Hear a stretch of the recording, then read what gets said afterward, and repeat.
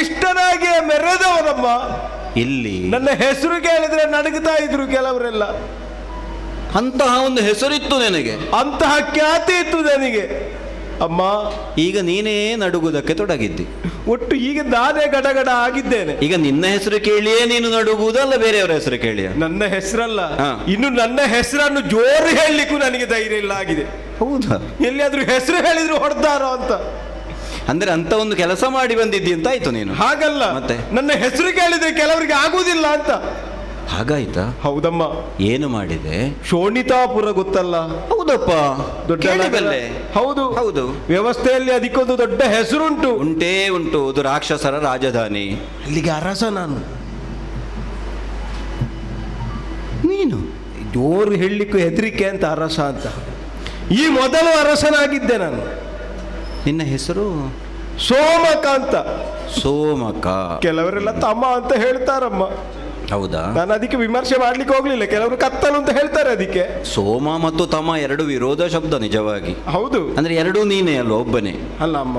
ಎರಡು ದ್ವಂದ್ವ ಒಟ್ಟಾದಾಗ ಒಂದು ದೊಡ್ಡ ವ್ಯಕ್ತಿಯ ಸ್ಫೋಟ ಆಗುತ್ತದಲ್ಲ, ಹಾಗೆ ನಾನು ಅಂತ ವಿಷಯ. ಹೌದು, ಸೋಮ ಅಂದ್ರೂ ನೀನೆ, ತಮ ಅಂತ ಪ್ರಪಂಚದಲ್ಲಿ ಪ್ರಸಿದ್ಧನಾದವನು ನೀನೆ. ಹೌದು, ಸರಿ ಇರ್ಲಿ. ಹೌದಮ್ಮ, ಮೆರೆಯುತ್ತಾ ಇದ್ದೆ. ನನ್ನ ವೈಭವಕ್ಕೆ ಬಿಗಿಲೇ ಇರ್ಲಿಲ್ಲ, ಆಗಲಿ ಎಲ್ಲವೂ ಇತ್ತು. ಆದ್ರೆ ಒಂದು ಕಮ್ಮಿ ಇತ್ತಮ್ಮ. ಯಾವುದು? ಮೇಲೆ ಸ್ವರ್ಗಲೋಕ. ಅದು ಪ್ರಾಯ ಆದ ಮೇಲೆ ಎಲ್ಲರೂ ಹೋಗಬೇಕಲ್ಲ. ನಾ ಸತ್ತು ಹೋಗಬೇಕು ಅಂತ ಹೇಳಿದ್ದಲ್ಲ, ಇದ್ರೆ ಜೀವದಲ್ಲಿ ಪಡೀಬೇಕು ಅಂತ ಬಯಸಿದ್ದದನ್ನು ನಾನು. ಜೀವದಲ್ಲಿ? ಹೌದಮ್ಮ. ಅಂದ್ರೆ ಈಗ ಒಂದು ಭಂಡಾರ ಭರ್ತಿ ಆಗಬೇಕು ಅಂತಾದ್ರೆ ನಮ್ಮ ಕಣ್ಣಿಗೆ ಅದು ಬೇಕು ಅಂತ ಅನಿಸಿದ್ರೆ ಒಂದು ಅಧಿಪತಿಗಳಾದ ನಾವು ಅದನ್ನು ಪಡೆಯುವುದಕ್ಕೆ ಸ್ವಲ್ಪ ಆದ್ರೂ ಪ್ರಯತ್ನ ಮಾಡಬೇಕಲ್ಲ. ಈಗ ಭೂಲೋಕವನ್ನು ಬಿಟ್ಟು ಸ್ವರ್ಗಲೋಕದ ಕಡೆಗೆ ನೀನು ಕಣ್ಣಾಯಿಸಿದೆ. ಹೌದಮ್ಮ. ಹಾಕಿ ನಮ್ಮವರನ್ನೆಲ್ಲ ಸೇರಿಕೊಂಡು ಸ್ವರ್ಗದ ಮೇಲೆ ದಾಳಿಯನ್ನು ಮಾಡಿದೆ. ಏನು ಮಾಡುವಪ್ಪ, ಒಂದು ಯುದ್ಧದಲ್ಲಿ ಆ ದೇವೇಂದ್ರ ಒಂದು ಹೊಡೆದಿದ್ದಾನೆ. ಅವನಿಗೆ ನನ್ನ ಕಟ್ಟು ಕೈಕರು, ನನ್ನ ಸ್ಥಿತಿ ನೋಡಿದ್ದು ಬೇಸರವಾಗುವುದಿಲ್ಲ. ಅಲ್ಲ, ನಿನ್ನ ಹತ್ರ ಕೇಳುವುದು ನಾನು, ನೀನು ಸ್ವರ್ಗಕ್ಕೆ ಹೋಗುವುದಕ್ಕೆ ಮೊದಲೇ ವಿಮರ್ಶೆ ಮಾಡ್ಲಿಲ್ವ ಅಲ್ಲಿ ಪೆಟ್ಟು ಬಿದ್ದಿತ್ತು ಅಂತ? ನಾನು ಕೊಡುವುದಕ್ಕೆ ಹೋದದಲ್ವಮ್ಮ. ಕೆಲವರು ಹಾಗೆ ಮೊದಲು ಹೊರಡುವಾಗ ಕೊಡುವುದಕ್ಕೆ ಅಂತ ಹೋಗುದು, ಮತ್ತೆ 4 ತಿಂದು ಬರುವುದಲ್ಲಿಂದ. ಕೊಡ್ತೇನೆ ಅಂತ ಕೊನೆಯವರೆಗೆ ಇತ್ತು. ಅವ ಹೆಚ್ಚು ಕೊಡ್ಲಿಕ್ಕೆ ಆರಂಭ ಮಾಡಿದ ಮೇಲೆ ನಿನ್ನದು ಕೊಡುವುದು ನಿಂತಿತ್ತು. ನಾ ತಿನ್ಲಿಕ್ಕೆ ಇದ್ದವನು ಅಂತ ಅಲ್ಲಿಗೆ ಗೊತ್ತಾಯ್ತು. ಇನ್ನು ತಿನ್ಲಿಕ್ಕೆ ಇದ್ದವನು ಅಂತ ಆದ್ರೆ ನನ್ನ ಬೆನ್ನು ಗಟ್ಟಿಬೇಕಲ್ಲ. ಈಗ ಸ್ವರ್ಗಲೋಕಕ್ಕೆ ಹೋಗಿದ್ದಿ, ಯುದ್ಧದಲ್ಲಿ ಸೋತಿದ್ದಿ. ಹೌದು, ದೊಡ್ಡದಲ್ಲ, ಅದಕ್ಕೆ ಪ್ರಾಣ ರಕ್ಷಣೆ ಯಾಕೆ ಅಮ್ಮ? ಯುದ್ಧದಲ್ಲಿ ನಮಗೆ ಸೋಲಾಯಿತು. ಸೋತು ಇನ್ನು ಅಲ್ಲೇ ಉಳಿದ್ರೆ ನಮ್ಮ ಪ್ರಾಣ ಉಳಿಯುವುದಿಲ್ಲ ಅಂತ ಗೊತ್ತಾದಾಗ ಅಲ್ಲಿಂದ ಓಟಕ್ಕಿದ್ದೆವು, ಓಡುವುದಕ್ಕೆ ಆರಂಭ ಮಾಡಿದೆವು. ನಾವು ಓಡೇಶ ಆಗಿದೆ ಅಮ್ಮ. ನೀವು ಏನು ಅಮ್ಮ, ಇದು ಅವರು ಮುನಿಗಳಲ್ಲಿದ್ದಾರೆ? ಯಾರು? ಭೃಗು ಮಹರ್ಷಿಗಳು. ಭೃಗು ಮಹರ್ಷಿಗಳು ಈ ಹೊತ್ತು ಆಶ್ರಮದಲ್ಲಿ ಇಲ್ಲ. ಅವರು ಯಜ್ಞ ಕಾರ್ಯವನ್ನು ಮಾಡಿಸುವುದಕ್ಕೆ ಅಂತ ಹೊರಗೋಗಿದ್ದಾರೆ. ನಾನು ಸ್ವಲ್ಪ ಆದ್ರೂ ಬದುಕುವ ಆಲೋಚನೆ ಇತ್ತಮ್ಮ. ಆಯ್ತು, ಇನ್ನು ನಿಮ್ಮ ಒಂದು ಆಶ್ರಮದಲ್ಲಿ ನನ್ನದೊಂದು ಮಾರಣ ಹೋಮ ಆಗುವುದನ್ನು ನೀವು ನೋಡುವ ಹಾಗಾಯ್ತಲ್ಲ ಒಂದು ಸ್ಥಿತಿಯೇ ನನ್ನದು. ಅಂದ್ರೆ ಇಲ್ಲದಿದ್ರೆ ಈಗ ಮುನಿಗಳಾದ್ರೂ ಇರ್ತಾ ಇದ್ರೆ ಅವರೊಂದು ಆಶ್ರಯ ಆದ್ರೂ ಕೊಡ್ತಾ ಇದ್ರು, ಒಂದು ನಿಲ್ಲಿಕ್ಕೆ ವ್ಯವಸ್ಥೆ ಆದ್ರೆ ಆಗ್ತಿತ್ತು. ಈಗ ನೀವು ಹೆಣ್ಣು ಮಕ್ಕಳು ಎಲ್ಲಿಗಪ್ಪ, ಯಾವ ಸಂದಿಗೆ ಓಡುವುದು ಅಂತ ಗೊತ್ತಾಗುದಿಲ್ಲ. ಪ್ರಾಣ ರಕ್ಷಣೆಯನ್ನು ಕೇಳಿ ಭೃಗು ಮಹರ್ಷಿಗಳ ಆಶ್ರಮಕ್ಕೆ ಅಂತಲೇ ಬಂದವನು ನೀನು. ಹೌದಮ್ಮ. ಅವರ ಮಡದಿಯಾದಂತಹ ಖ್ಯಾತಿ ದೇವಿ ಅಂದ್ರೆ ನಾನೇ. ಮಾತೆ? ಹೌದು ಅಮ್ಮ, ಕಾಲಿಗೆ ಬಿದ್ದಿದ್ದೇವೆ.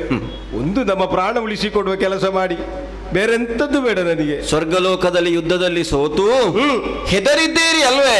ಹೌದಮ್ಮ. Yeah.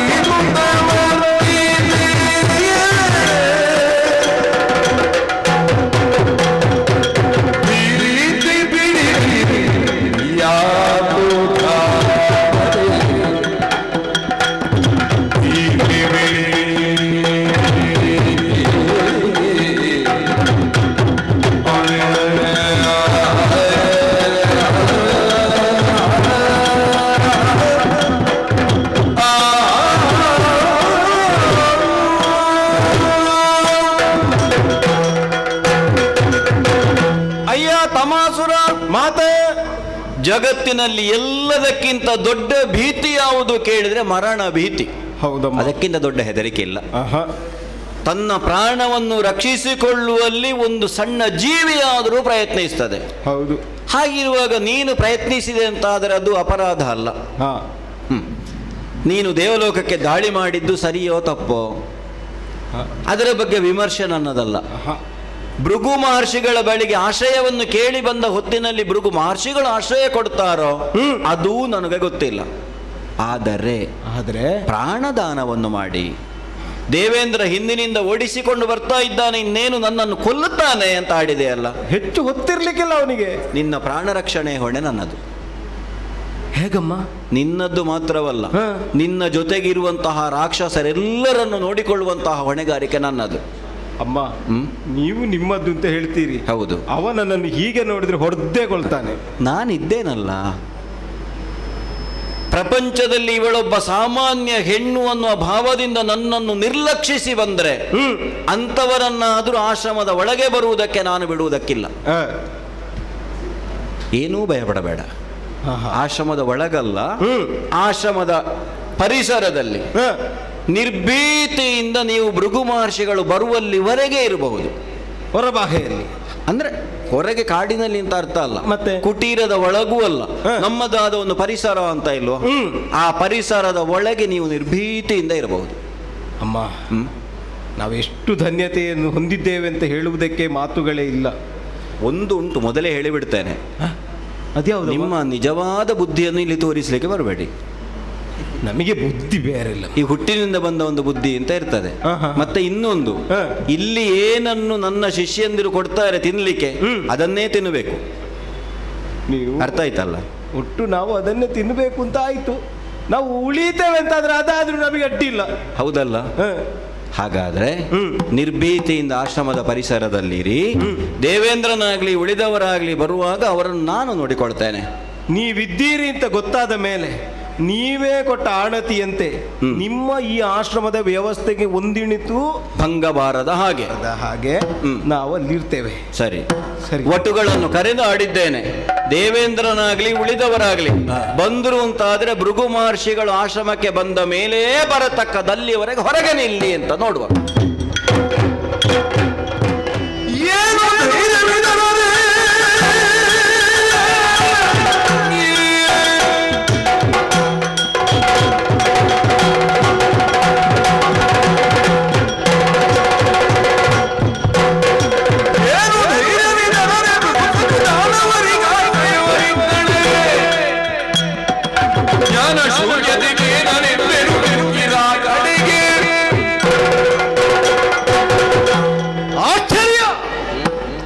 ರಣಕಣದಿಂದ ಬೆನ್ನು ಹಾಕಿ ಮಾಡಿದಂತಹ ತಮಾಸುರ ಎಲ್ಲಿದ್ದಾನೆ? ನಮ್ಮ ಗುರುಗಳು ಮೊದಲೇ ಹೇಳಿದರು, ಬಹಳ ಕೆಟ್ಟವರಿದ್ದಾರೆ, ರಕ್ಕಸರು ಒಳ್ಳೆಯವರಲ್ಲ.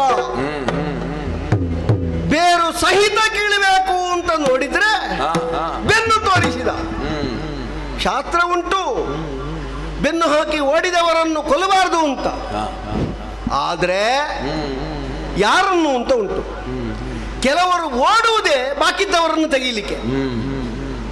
ನಿಜವಾಗಿಯೂ ನಾವು ಸೋತಿದ್ದೇವೆ, ನಾವು ಶರಣು ಬರ್ತೇವೆ, ಕೈ ಮೇಲೆತ್ತಿದ್ರೆ, ನಮ್ಮ ಕಾಲಿಗೆ ಬಿದ್ದರೆ ಕ್ಷಮೆ ಕೊಡಬೇಕು ಅಂತ ಕೇಳಿದ್ರೆ ನಾವೇನು ಕ್ರೂರಿಗಳಲ್ಲ.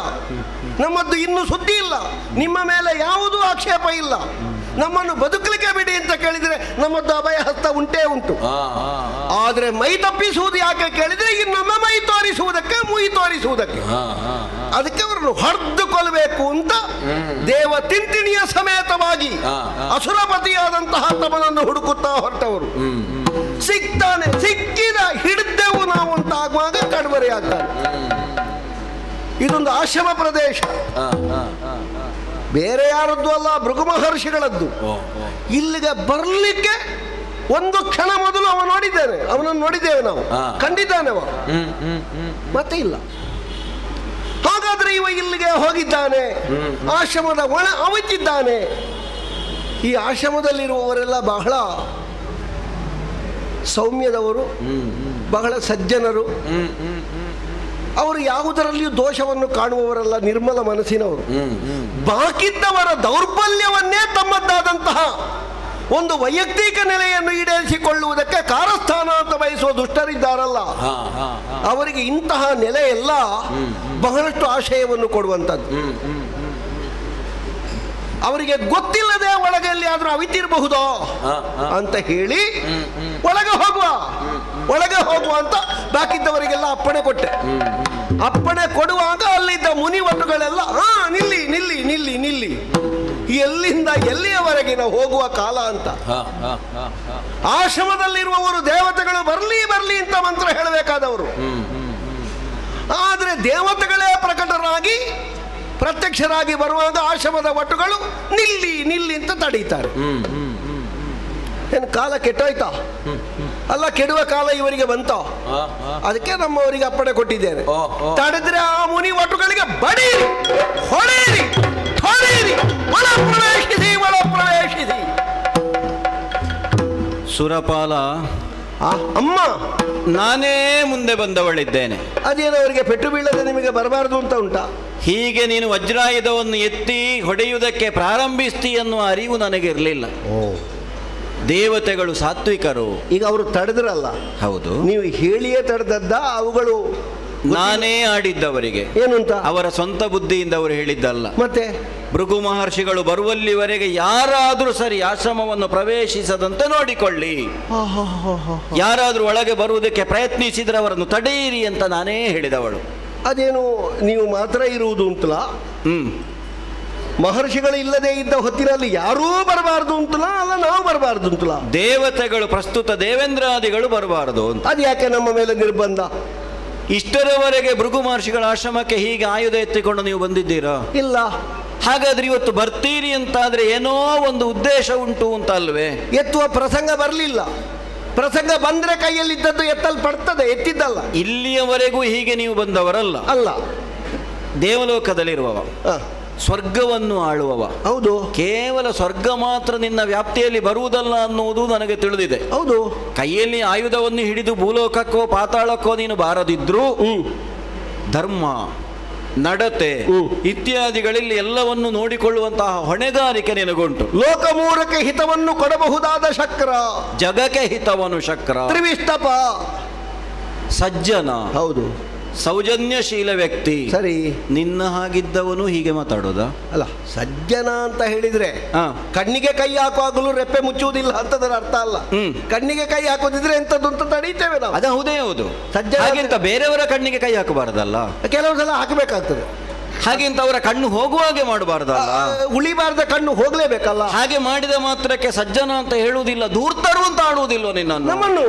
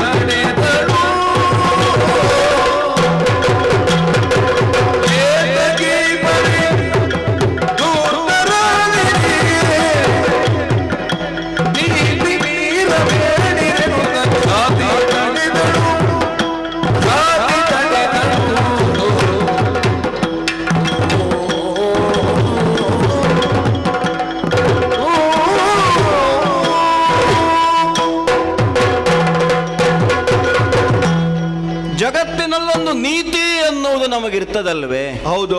ಮಾತ್ರವಲ್ಲ, ಒಬ್ಬ ವ್ಯಕ್ತಿಯ ಕುರಿತಾಗಿಯೋ ಒಂದು ತತ್ವದ ಕುರಿತಾಗಿಯೋ ನಮಗೆ ನಮ್ಮದೇ ಆದ ಒಂದು ಕಲ್ಪನೆ ಇರ್ತದೆ. ವಿಸ್ತಾರವಾಗಿ ನಾನು ನಿನಗೆ ಆಡಬೇಕಾದಂತಹ ಅಗತ್ಯ ಇಲ್ಲ. ಯಾಕಂದ್ರೆ ಕೇವಲ ಭೋಗಮುಖವಾದ ರಂಬೆಯೋ ಅಲ್ಲ ಬೇರೆ ಯಾರೋ ಅಪ್ಸರೆಯೋ ಕುಣಿಯುವಂತಹ ಸಂಭ್ರಮವನ್ನು ಮಾತ್ರ ನೋಡುವವನು ನೀನಲ್ಲ. ಒಂದು ಯೋಗಮುಖ ಅನ್ನೋದು ಸ್ವರ್ಗಲೋಕಕ್ಕೆ ಉಂಟಲ್ಲ. ಬ್ರಹ್ಮರ್ಷಿಗಳು ದೇವಲೋಕಕ್ಕೆ ಬರ್ತಾರಲ್ಲ. ಸರಿ. ಅಥಾತೋ ಬ್ರಹ್ಮ ಜಿಜ್ಞಾಸ ನಡೆಯುವುದಿಲ್ಲ ಅಲ್ಲಿ. ಅಂಥದ್ದೆಲ್ಲ ನಡೆಯುವುದೇ ಸ್ವರ್ಗದಲ್ಲಿ. ಅದಕ್ಕೆ ಸುಧರ್ಮ ಸಭಾ. ಅಯ್ಯ, ಅಷ್ಟು ದೊಡ್ಡ ಸಭಾ ಮಂದಿರ. ಹೌದು, ಕಟ್ಟಿದ್ದು ಸುಮ್ಮನೆ ಅಲ್ಲ, ಹಾಕಿದ್ದವರು ಬರ್ಲಿಕ್ಕೆ ಉಂಟು. ಒಂದು ನೆನಪಿಟ್ಟುಕೋ, ಸುಧರ್ಮ ಸಭಾ ಅನ್ನೋದು ಸ್ತ್ರೀಲಿಂಗ, ಅದು ಪುಲ್ಲಿಂಗ ಅಲ್ಲ, ಅದು ನಪುಂಸಕಲಿಂಗವೂ ಅಲ್ಲ. ಸಭಾ ಅನ್ನುವುದೇ ಸ್ತ್ರೀಲಿಂಗ. ಸರಿ. ಈಗ ನನ್ನ ಮುಂಭಾಗದಲ್ಲಿ ನಿಂತು ನೀನು ಯಾಕೆ ಹೀಗೆ ಅಂತ ಪ್ರಶ್ನಿಸ್ತಾ ಇದ್ದೆ. ಹೌದು. ಸುರಪಾಲ, ಗಂಗೆ ಅಂತ ಹೇಳಿದ್ರೆ ಸ್ತ್ರೀಲಿಂಗವಲ್ಲ? ಹೌದೇ ಹೌದು. ಅನುಮಾನ ಏನು ಗಂಡು ಮಕ್ಕಳು ಸ್ನಾನ ಮಾಡಬಾರ್ದು ಅಂತ ಉಂಟಾ? ಇಲ್ವೇ ಇಲ್ಲ. ಹಾಗೆ ಅಂತ ಅದನ್ನ ಪಾಪವು ಕಳೆಯಲ್ಪಡ್ತದೆ ತೊಳೆಯಲ್ಪಡ್ತದೆ ಅಂತ ಆಡಿದ್ದು ನಾವು. ಅವರ ಬಳಿಗೆ ಬಂದವರು ಭೂತರಾಗುತ್ತಾರೆ. ಸರಿ. ಸುರಪಾಲ, ಜಿಂಕೆ ಅದು ನಮ್ಮ ಕಣ್ಣ ಮುಂದೆ ಇಲ್ಲದಿದ್ರು ಜಿಂಕೆ ಅಂತ ಹೇಳುವಾಗ ನಮ್ಮ ಮನಸ್ಸಿನಲ್ಲಿ ಒಂದು ಕಲ್ಪನೆ ಬರ್ತದೋ ಇಲ್ಲ? ಹೇಗಿರ್ತದೆ? ಸೌಮ್ಯಕ್ಕೆ ಸಾಧು ಪ್ರಾಣಿ. 3 ದಿನ ಹಸಿವಾದ್ರೂ ಅದು ಹುಲ್ಲನ್ನೇ ಸಿಕ್ಕಿದ್ರೆ ತಿಂದೀತು ಬಿಟ್ರೆ ನಾನು 3 ದಿನದಿಂದ ಏನೂ ತಿನ್ನುವುದಕ್ಕೆ ಸಿಗಲಿಲ್ಲ, ಹಾಗಾಗಿ ನಾನು ಮಾಂಸ ತಿಂತೇನೆ ಅಂತ ಹೇಳಿತ. ಆದ್ರೆ ಒಂದುಂಟು. ಏನು? ಜಿಂಕೆಗಳು ಕೆಲವು ಇದ್ರೆ, ಒಂದು ಹುಲಿ ಅದನ್ನು ಆಕ್ರಮಿಸಿ ನಿತ್ರೆ ಅದರ ಕೋಡಿಯಿಂದ ಆಗುವುದನ್ನದು ಮಾಡೀತು. ಅದು ಮಾಡ್ತದೆ, ಅದು ಮಾಡಿ ಖಂಡಿತ ಒಟ್ಟಾಗಿ ಸೇರಿ ತನ್ನ ಪ್ರಾಣೋತ್ಕ್ರಮಣ ಸ್ಥಿತಿಯಲ್ಲಿ ವಿರೋಧವನ್ನು ಮಾಡೀತು. ಆದರೆ ಮಾಂಸ ತಿಂದೀತೆ? ಮಾಂಸ ತಿನ್ಲಿಕ್ಕಿಲ್ಲ. ತನ್ನ ಮಾಂಸವನ್ನು ತಿನ್ನಬೇಕು ಅಂತ ಬಂದ ಹುಲಿಗೆ ಒಟ್ಟು ಸೇರಿದ್ರೆ ಏನಾದ್ರೂ ಕೋಡಿನಲ್ಲಿ ಆಗುವುದನ್ನದು ಮಾಡ್ತದೆ. ಏನಿಲ್ಲದಿದ್ರೆ ತನ್ನ ಮರಿ ಬಳಿಯಲ್ಲಿ ಉಂಟು ಅಂತಾದ್ರೆ ಪ್ರಾಣ ಹೋದ್ರೂ ಸರಿ ಅಂತ ಪ್ರಯತ್ನಿಸಿತು. ಹಾಗೆ ಅಂತ ಈ ಪ್ರಪಂಚದಲ್ಲಿ ಒಂದು ವಾದ ಉಂಟು. ಏನು? ಹುಲ್ಲೆಗೂ ವೈರ. ಯಾವ ಕಾಲಕ್ಕೂ ಹುಲ್ಲೆಗಳು ಹುಲಿಯನ್ನು ವಿರೋಧಿಸುವುದಿಲ್ಲ. ಇಲ್ಲ, ಅಪವಾದ ಉಂಟು, ವಾದ ಉಂಟಲ್ಲ, ಅದೊಂದು ಅಪವಾದ ನ್ಯಾಯ ಅಂತ. ಸರಿ. ಯಾವುದಿದ್ರು ಒಂದು ಕಡೆಯ ಕಾಲಕ್ಕೆ ಏನಿಲ್ಲದಿದ್ರು ಕಚ್ಚಲಿಕ್ಕಾದ್ರೂ ಪ್ರಯತ್ನಿಸ ಬಂದೇ ಬರ್ತದೆ. ದುರ್ಬಲವಾದದ್ದು ಹೌದು ಅಂತ ಆದ್ರೆ ಬಂದೇ ಬರ್ತದೆ. ನಾನು ಆಡಿದ್ದೇನು, ತಾತ್ವಿಕವಾಗಿ ನಮ್ಮ ಕಣ್ಣ ಮುಂಭಾಗದಲ್ಲಿ ಒಂದು ಕಲ್ಪನೆ ಅನ್ನುವುದಿರ್ತದೆ. ಅದನ್ನು ಮೀರಿದ ಕೂಡಲೇ ಅದು ಅಪವಾದ ಅಂತ ಪರಿಗಣಿಸಲ್ಪಡ್ತದೆ ಹೊರತು ಸಹಜ ಅಂತ ಅಲ್ಲ. ಹೌದಲ್ಲ? ಹೌದು. ಸುಧರ್ಮ ಸಭಾಧ್ಯಕ್ಷ, ವೇದಶಾಸ್ತ್ರಗಳನ್ನು ತಿಳಿದವ, ಶತಯಾಗಗಳನ್ನು ಮಾಡಿ ಅದರ ಅರ್ಹತೆಯಿಂದ ಪುಣ್ಯದ ಸಂಪಾದನೆಯಿಂದ ಸ್ವರ್ಗಲೋಕದ ಅಧಿಕಾರವನ್ನು ಸಂಪಾದಿಸಿದವ, ತ್ರಿಮೂರ್ತಿಗಳ ಒಲುಮೆಯನ್ನು ಪಡೆದವ. ಹೆಚ್ಚಂದ್ರೆ ನಾರಾಯಣ ದೇವರಿಗಿಂತ ನಂತರ ಅಲ್ಲ, ನನ್ನನ್ನು ನಾನು ಉದ್ಘಾಟಿಸಿಕೊಳ್ಳುವುದಲ್ಲ. ಸರಿಯಪ್ಪ, ನಾನೇ ಪಾಲನಾಕರ್ತೃ. ಯಜ್ಞದಲ್ಲಿ ಮೂಲ ಯಾರು ಕೇಳಿದರೆ ನಾರಾಯಣ, ಯಜ್ಞದಲ್ಲಿ ಹವಿಸ್ಸು ಮೊದಲು ಯಾರಿಗೆ ಕೇಳಿದರೆ ನನಗೆ. ಇಂದ್ರನಿಗೆ ಅನುಮಾನ ಇಲ್ಲ. ಅಂತಹ ಇಂದ್ರ ಹೀಗೆ ಮಾಡಬಹುದೇ? ಅಂದ್ರೆ ಹೇಗೆ ಮಾಡಿದ್ದು ನಾನು? ಸಜ್ಜನರೇ ಇರುವ, ಆಶ್ರಮವಾಸಿಗಳೇ ಇರುವಂತಹ, ಮಾತ್ರವಲ್ಲ ಇಲ್ಲಿಗೆ ಪ್ರವೇಶಿಸಬಾರದು ಅನ್ನುವಂತಹ ನಿರ್ಬಂಧವನ್ನು ನಾನು ಹೇರಿದ ಮೇಲೂ ನಿರಾಯುಧರಾಗಿರುವ ಬಾಲಕರಾದ ವಟುಗಳ ಮೇಲೆ ಆಯುಧದ ಘಾತವನ್ನು ಮಾಡಿ ನಿಮ್ಮ ಮಾತನ್ನು ಅತಿಕ್ರಮಿಸಿ ಆದರೂ ನಾನು ಆಶ್ರಮವನ್ನು ಪ್ರವೇಶಿಸ್ತೇನೆ ಈ ಭಾವದಿಂದ ನೀನು ಬಂದ್ರೆ ಅದು ನೀತಿ ಆಗಲಾರದು. ಅದಕ್ಕಾಗಿ ನಾನು ಆಡಿದ್ದು ಏತಕಿ ಪರಿಧೂರ್ತರಾದಿರಿ. ನಿಮ್ಮ ಮುಖದಲ್ಲಿ ತೇಜಸ್ಸಿರಬೇಕು, ನಿಮ್ಮ ಮುಖದಲ್ಲಿ ಪ್ರಶಾಂತವಾದ ಕಳೆ ಇರಬೇಕು. ನಿನ್ನನ್ನು ಒಂದು ವೇಳೆ ಪ್ರಶಾಂತ ಅಂತ ಹೇಳಿದ್ರು ತಪ್ಪಿಲ್ಲ, ಯಾಕಂದ್ರೆ ದೇವತೆಗಳಿಗೆ ಒಡೆಯ ನೀನು. ಪ್ರಶಾಂತ ಅಂತ ನಾನು ಹೇಳಿದ್ರೆ ಅದೊಂದು ಭಾವ ಬಿಟ್ರೆ ಸೂಚಕವಾದಂತಹ ಒಂದು ವಾಚಕ ಶಬ್ದ ಅಲ್ಲ ಅದು ಅಂತ. ಅಲ್ಲಲ್ಲ, ಅದು ನಾನು ಹೆಸರಲ್ಲ, ಅದನ್ನೇ ನಾನು ಆಡಿದ್ದು. ಪ್ರಶಾಂತವಾದ ಸ್ಥಿತಿ ಅನ್ನೋದು ದೇವತೆಗಳಿಗೆ ಸಹಜ, ಹೌದಲ್ಲ? ಸದಾಕಾಲ ಪ್ರಕಾಶವನ್ನು ಸೂಚಿಸಿಕೊಂಡಿರುವವರು ನೀವು ದಿವಲೋಕದವರು, ಸ್ವರ್ಗಲೋಕದವರು. ನಿನ್ನ ಮುಖದಲ್ಲಿ ಸಿಟ್ಟು ಕಾಣ್ತಾ ಇದೆ, ಹೌದು. ನಿನ್ನ ಮುಖದಲ್ಲಿ ಒಂದು ಉನ್ಮಾದ, ಒಂದು ಉದ್ರೇಕ ಉಂಟು. ಆಶ್ರಮಕ್ಕೆ ಬರುವಾಗ ನಿರಾಯುಧನಾಗಿ ಬರಬೇಕಾದವ ವಜ್ರಾಯುಧವನ್ನು ಎತ್ತಿಕೊಂಡೇ ಬಂದಿದ್ದಿ ಅಂತಾದ್ರೆ ಇದು ಸರಿಯಲ್ಲ, ಹೀಗೆ ಮಾಡಬಾರದು. ಭೃಗು ಮಹರ್ಷಿಗಳು ಬರುವಲ್ಲಿವರೆಗೆ ಆಶ್ರಮದ ಹೊರಗಿರು. ಖ್ಯಾತಿ ದೇವಿ, ಏನು ನಿಮ್ಮ ಒಂದು ಪಕ್ಷದಿಂದ ಮಂಡನೆ ಬಹಳಷ್ಟು ಸರಿ ಉಂಟು, ಆದರೆ ಅದು ಕೆಲವೆಲ್ಲ ಖಂಡನೆಗೆ ಅವಕಾಶವನ್ನು ಮಾಡಿಕೊಡ್ತದೆ ಅಂತ. ಖಂಡನೆ? ಹೌದು. ಈಗ ದೇವತೆಗಳಾದಂತಹ ನಾವು ಅಗ್ನಿಮುಖೇನವಾಗಿಯೇ ಭಗವತ್ ತತ್ವವನ್ನು ಕಾಣಬಹುದಾದ ದೇವತೆಗಳಾದಂತಹ ನಿಮ್ಮ ಆಶ್ರಮದಲ್ಲಿ, ನಿಮ್ಮದು ಅಂತಲ್ಲ ಯಾವುದೇ ಆಶ್ರಮದಲ್ಲಿ, ಋಷಿ ಆಶ್ರಮದಲ್ಲಿ ನೀವು ಮೂರ್ತಿ ಪೂಜಕರಲ್ಲ. ಅಲ್ವೇ ಇಲ್ಲ. ಅಲ್ವಲ್ಲ? ಅಲ್ವೇ ಇಲ್ಲ. ಅಗ್ನಿಯ ಆರಾಧಕರು. ನಮ್ಮದು ಹೆಚ್ಚು ಹೇಳಿದ್ರೆ ಹವ್ಯ ಕವ್ಯ. ಹೌದಲ್ಲ? ಪಿತೃಗಳಿಗೆ ತರ್ಪಣ, ಹಾಗೆ ಯಜ್ಞ ಯಾಗಾದಿಗಳ ಮುಖೇನ ಹವ್ಯವನ್ನು ಕೊಡುವುದು. ಅದು ಕೊಡುವುದು ದೇವತೆಗಳಾದಂತಹ ನಮಗೆ ಅನುಮಾನವೇ ಇಲ್ಲ. ಅಂತಹ ನೇರ ಸಂಬಂಧ ಇರಬಹುದಾದ ನಿಮ್ಮಲ್ಲಿ ನಮ್ಮ ವರ್ತನೆ ಯಾಕೆ ಹೀಗೆ ವ್ಯತ್ಯಸ್ತವಾಗಿ ಕಾಣುತ್ತದೆ? ಕೆಲವು ಸಲ ಏನಾಗ್ತದೆ ಕೇಳಿದರೆ, ಏನಾಗುತ್ತದ, ನಮ್ಮ ಮನೆಯ ಬಾಗಿಲಲ್ಲಿ ನಾವು ಸಾಕಿದ ಪ್ರಾಣಿಗಳೇ ನಾವು ಹೋಗುವಾಗ ಗುರ್ತ ಸಿಕ್ಕದ ಹಾಗೆ ಮಾಡಿದ್ರೆ ಏನ್ ಮಾಡಬೇಕು? ಅದಕ್ಕೆ ಶಿಕ್ಷೆ ಕೊಡಬೇಕು. ಹೌದಲ್ಲ? ಹೌದು. ನಾವು ದಿನ ಹಟ್ಟಿಯಲ್ಲಿ ಕಟ್ಟಿ ಬೇಕಾದದ್ದನ್ನು ಕೊಟ್ಟು ಕರೆಯುವ ಸಂದರ್ಭದಲ್ಲಿ ಕೆಚ್ಚಲಿಗೆ ಕೈ ಹಾಕುವಾಗ ತುಳಿದ್ರೆ ಏನ್ ಮಾಡಬೇಕು? ಹಗ್ಗದಲ್ಲಿ ಕಾಲನ್ನು ಕಟ್ಟಿ ಆದ್ರೂ ಕರೀತಾರೆ. ಹೌದಲ್ಲ? ಹೌದೇ. ಅಷ್ಟೇ. ನಮ್ಮ ದನವನ್ನೇ ನಾವು ಹಾಗೆ ಮಾಡಿದ್ದು ಸರಿಯೋ ಅಂತ ದೂರದಿಂದ ಗೊತ್ತಿಲ್ಲದವ ಏನಾದರೂ ಪ್ರಶ್ನಿಸಿದ್ರೆ ಅವರಿಗೆ ಉತ್ತರ ಇದು. ನಾನಾಗಿ ಕೋಪಗೊಳ್ಳುವುದು ಬೇರೆ, ನನಗೆ ಕೋಪ ಭರಿಸುವುದು ಬೇರೆ. ಓಹೋ, ಇಲ್ಲಿ ಭರಿಸಿದ್ದು ಯಾವುದು? ನಿಮ್ಮ ಕೃತ್ಯ, ನನ್ನ ಕೃತ್ಯ. ಒಳಗೆ ಯಾರಿದ್ದಾರೆ?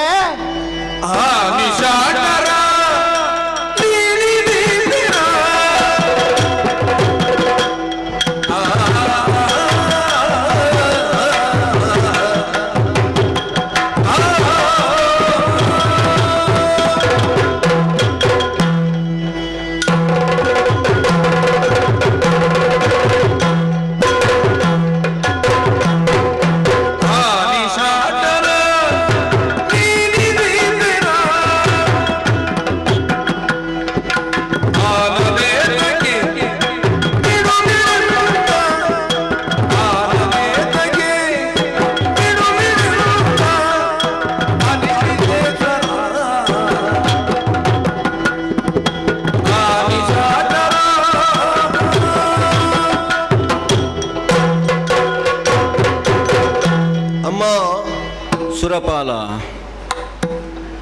ನೀವು ಒಬ್ಬ ತಪಸ್ವಿಯ ಕೈ ಹಿಡಿದವರು. ಯೋಗ ಉಂಟೋ ಕೇಳಿದ್ರೆ ಇರಲೇಬೇಕು ನಿಮಗೂ ಕೂಡ. ಹೌದಲ್ಲ? ಮಾತ್ರ ಅಲ್ಲ, ನಿಮ್ಮ ಸಂತಾನ ಕಕ್ಷೆಯನ್ನು ನೋಡಿದರೆ ನೀವು ಬಹಳಷ್ಟು ತಿಳಿದವರೇ. ನಿಮ್ಮದೇ ಒಬ್ಬ ತಮ್ಮ ಸಂಖ್ಯಾಶಾಸ್ತ್ರವನ್ನು ಮಾಡಿದವ. ನನ್ನ ತಾಯಿಯ ಜೊತೆಗೆ ಮಾತನಾಡಿದ್ದು ಹಾಗಾಗಿದೆ. ಈಗ ಸಾಂಖ್ಯ ಯೋಗ ಅಂತ ಆಗಿದೆ. ನೀವು 9 ಮಂದಿ ಹೆಣ್ಮಕ್ಕಳು, ಬೇರೆ ಬೇರೆ ಬೇರೆ ಬೇರೆ ಋಷಿಗಳನ್ನು ಮದುವೆಯಾದವರು, ಶ್ರೇಷ್ಠರಿದ್ದೀರಿ.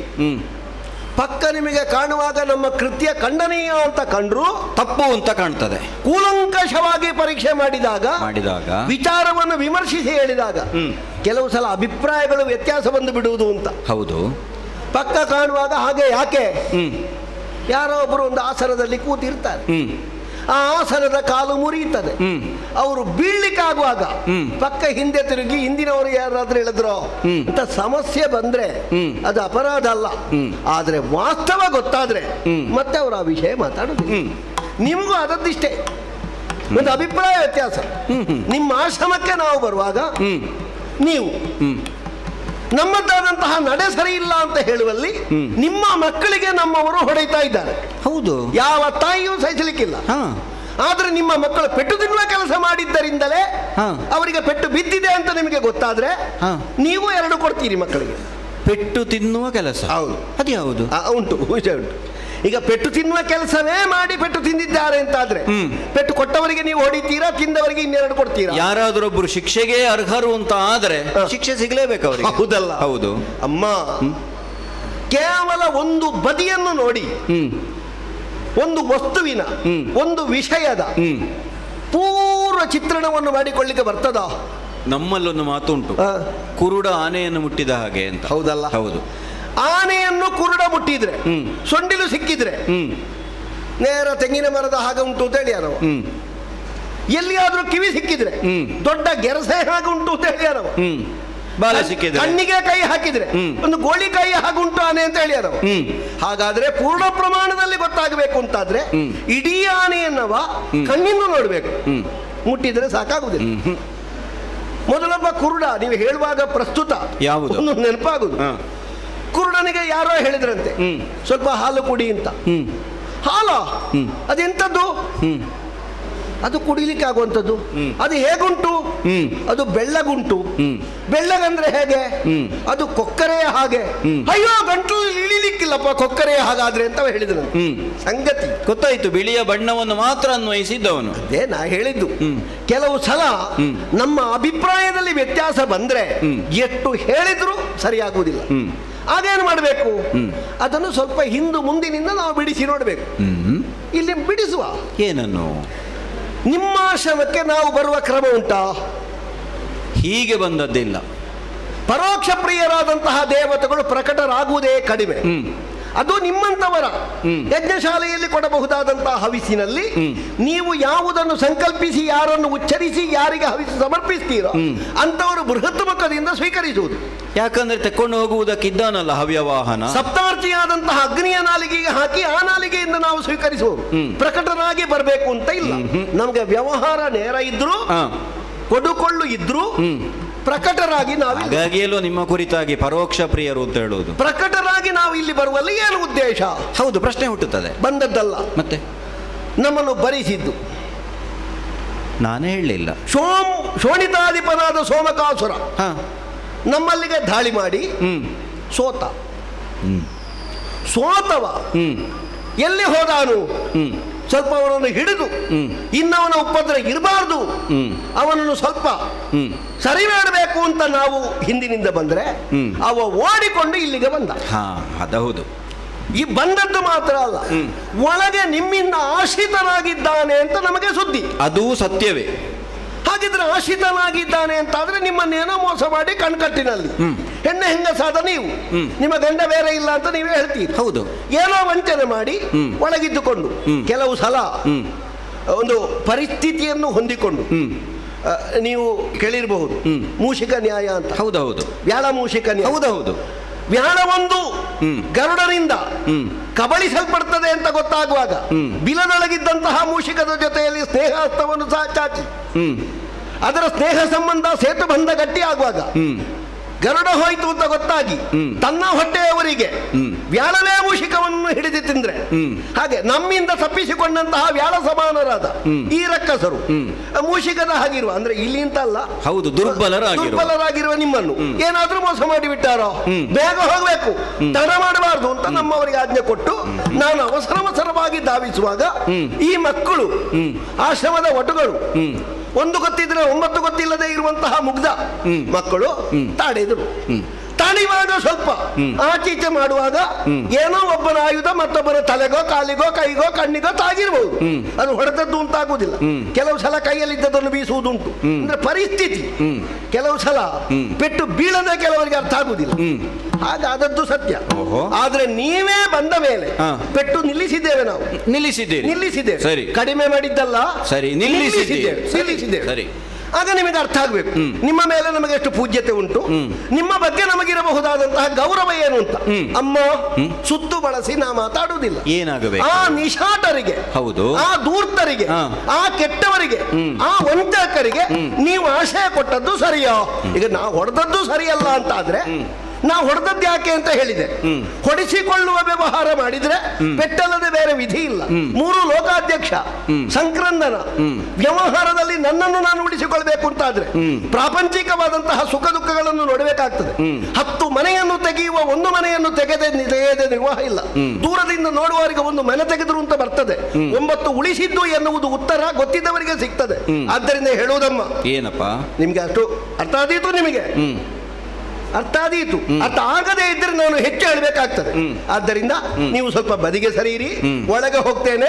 ನಿಮಿಷ ಮಾತ್ರದ ಕೆಲಸ, ಹೆಣವು ಇಲ್ಲಿ ಉಳಿಸುವುದಿಲ್ಲ, ತೆಗೆದು ಹೊರಗೆ ಬಿಸಾಡ್ತೇವೆ. ನಮಗೊಂದು ಅವಕಾಶ ಮಾಡಿ. ಅಂತೂ ಉದ್ದೇಶ ಏನು ಅಂತ ಅರ್ಥ ಆಯ್ತಲ್ಲ. ಆದ್ರೆ ನೀನೇ ಹೇಳಿದ ಒಂದು ಮಾತು ನನಗೂ ಸುಲಭ ಆಯ್ತು. ಹೇಗೆ? ಕೆಲವು ಬಾರಿ ವಿಷಯ ಅರ್ಥ ಆಗದೆ ನಾವು ಗೊಂದಲಕ್ಕೊಳಗಾಗುತ್ತೇವೆ. ಹೌದು. ಈಗ ಬಲಿಷ್ಠರಾದಂತಹ ರಾಕ್ಷಸರು ದುರ್ಬಲರಾದಂತಹ ನಮ್ಮ ಆಶ್ರಮವನ್ನು ಪ್ರವೇಶ ಮಾಡಿ ನಾಳೆಯ ದಿನ ಏನಾದ್ರೂ ಅಪಾಯವನ್ನು ಮಾಡಿಯಾರು ಈ ಕಲ್ಪನೆಯಿಂದ ನೀನು ಆಶ್ರಮ ಪ್ರವೇಶ ಮಾಡಿ ಅವರನ್ನು ವಧಿಸ್ತೇನೆ ಅಂತ ಆಡ್ತಾ ಇದ್ದಿ. ಹೌದು. ವಸ್ತುಸ್ಥಿತಿ ಹಾಗಲ್ವೇ ಅಲ್ಲ. ಮತ್ತೆ ಅವರಿಗೆ ನಾನು ರಕ್ಷಣೆಯನ್ನು ಕೊಡುವುದಕ್ಕೆ ಹಿನ್ನೆಲೆ ಏನು ಗೊತ್ತೇ? ಏನದು? ಅವರು ಏನು ಮಾಡಿದ್ರು? ಶರಣು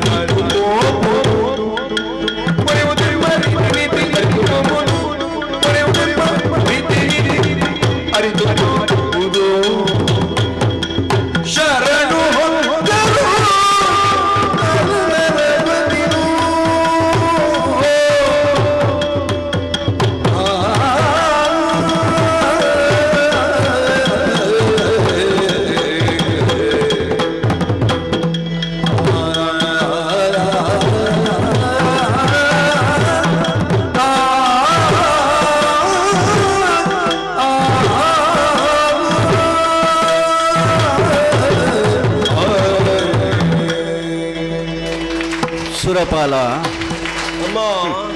ಈಗ ನನಗೂ ಗೊತ್ತಾಯಿತು, ದುಷ್ಟರಾದಂತಹ ರಾಕ್ಷಸರನ್ನು ಕೊಲ್ಲುವುದಕ್ಕಾಗಿ ನೀನು ಆಶ್ರಮವನ್ನು ಪ್ರವೇಶಿಸಿದವನು ಅಂತ. ಸರಿ, ನಿನ್ನಲ್ಲಿ ಈಗಲೂ ನಾನು ಆಡ್ತೇನೆ. ವ್ಯಕ್ತಿಗತವಾಗಿ ದೇವೇಂದ್ರನ ಕುರಿತಾಗಿ ನನಗೆ ದ್ವೇಷ ಇಲ್ಲ.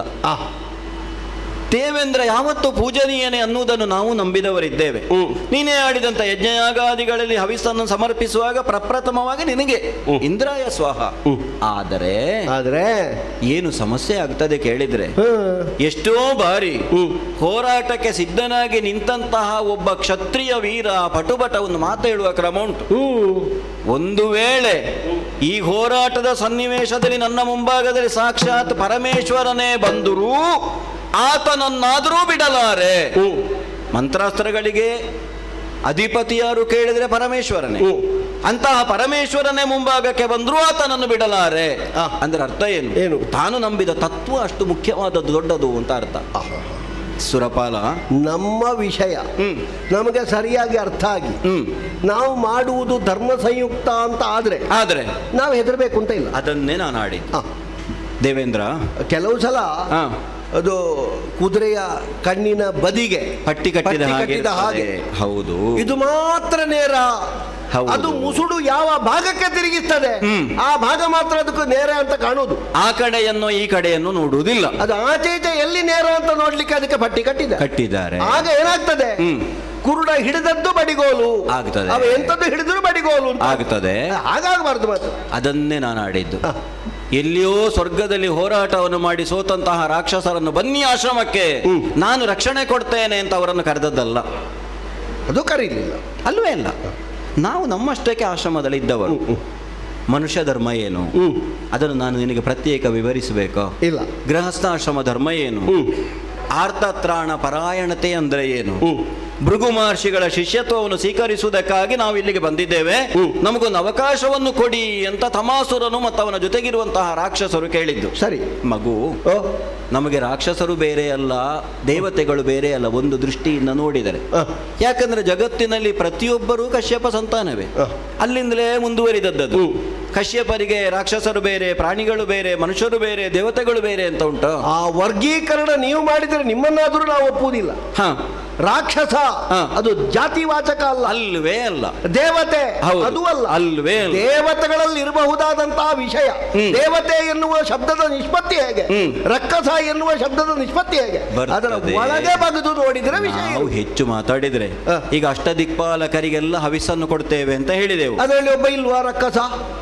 ರಕ್ಕಸ ಅಲ್ವಾ? ನೈಋತ್ಯದ ಒಡೆಯನೇ ರಾಕ್ಷಸ ಅಲ್ವಾ? ಹಾಗಾದ್ರೆ ಅವರಲ್ಲೂ ಸಜ್ಜನರಿದ್ದಾರೆ. ಸಮುದ್ರಾಧಿಪತಿಯಾದಂತಹ ವರುಣನ ಒಟ್ಟಿಗೆ ಇರುವವರು ಹೆಚ್ಚು ರಾಕ್ಷಸರೇ ಅಲ್ವಾ? ಈಗ ಕುಬೇರಲ್ಲಿ ಇರಬಹುದಾದಂತಹ ಎಷ್ಟು ಜನ ರಕ್ಕಸರಿದ್ದಾರೆ? ಅವನು ಹೊರಡುವಾಗ ಹಾಗೆ ಹೇಳುವುದು, ಕುಬೇರ ಹೊರಟದ್ದು ಯಕ್ಷ ರಾಕ್ಷಸ ಕಿನ್ನರ ಗಂಧರ್ವರ ಜೊತೆಗೆ. ಇಲ್ಲ ಇಲ್ಲ, ಹಾಗೆ ನಾನು ಖಂಡಿತ ಭೇದವನ್ನು ಎಣಿಸಿ ಬಂದದ್ದೇ ಅಲ್ಲ. ಇಲ್ವಲ್ಲ, ಇಲ್ಲಿ ದುಷ್ಟ ಶಿಷ್ಟ ಎರಡೇ ವಿಷಯ. ಅದೇ ದುಷ್ಟ ಶಿಷ್ಟ.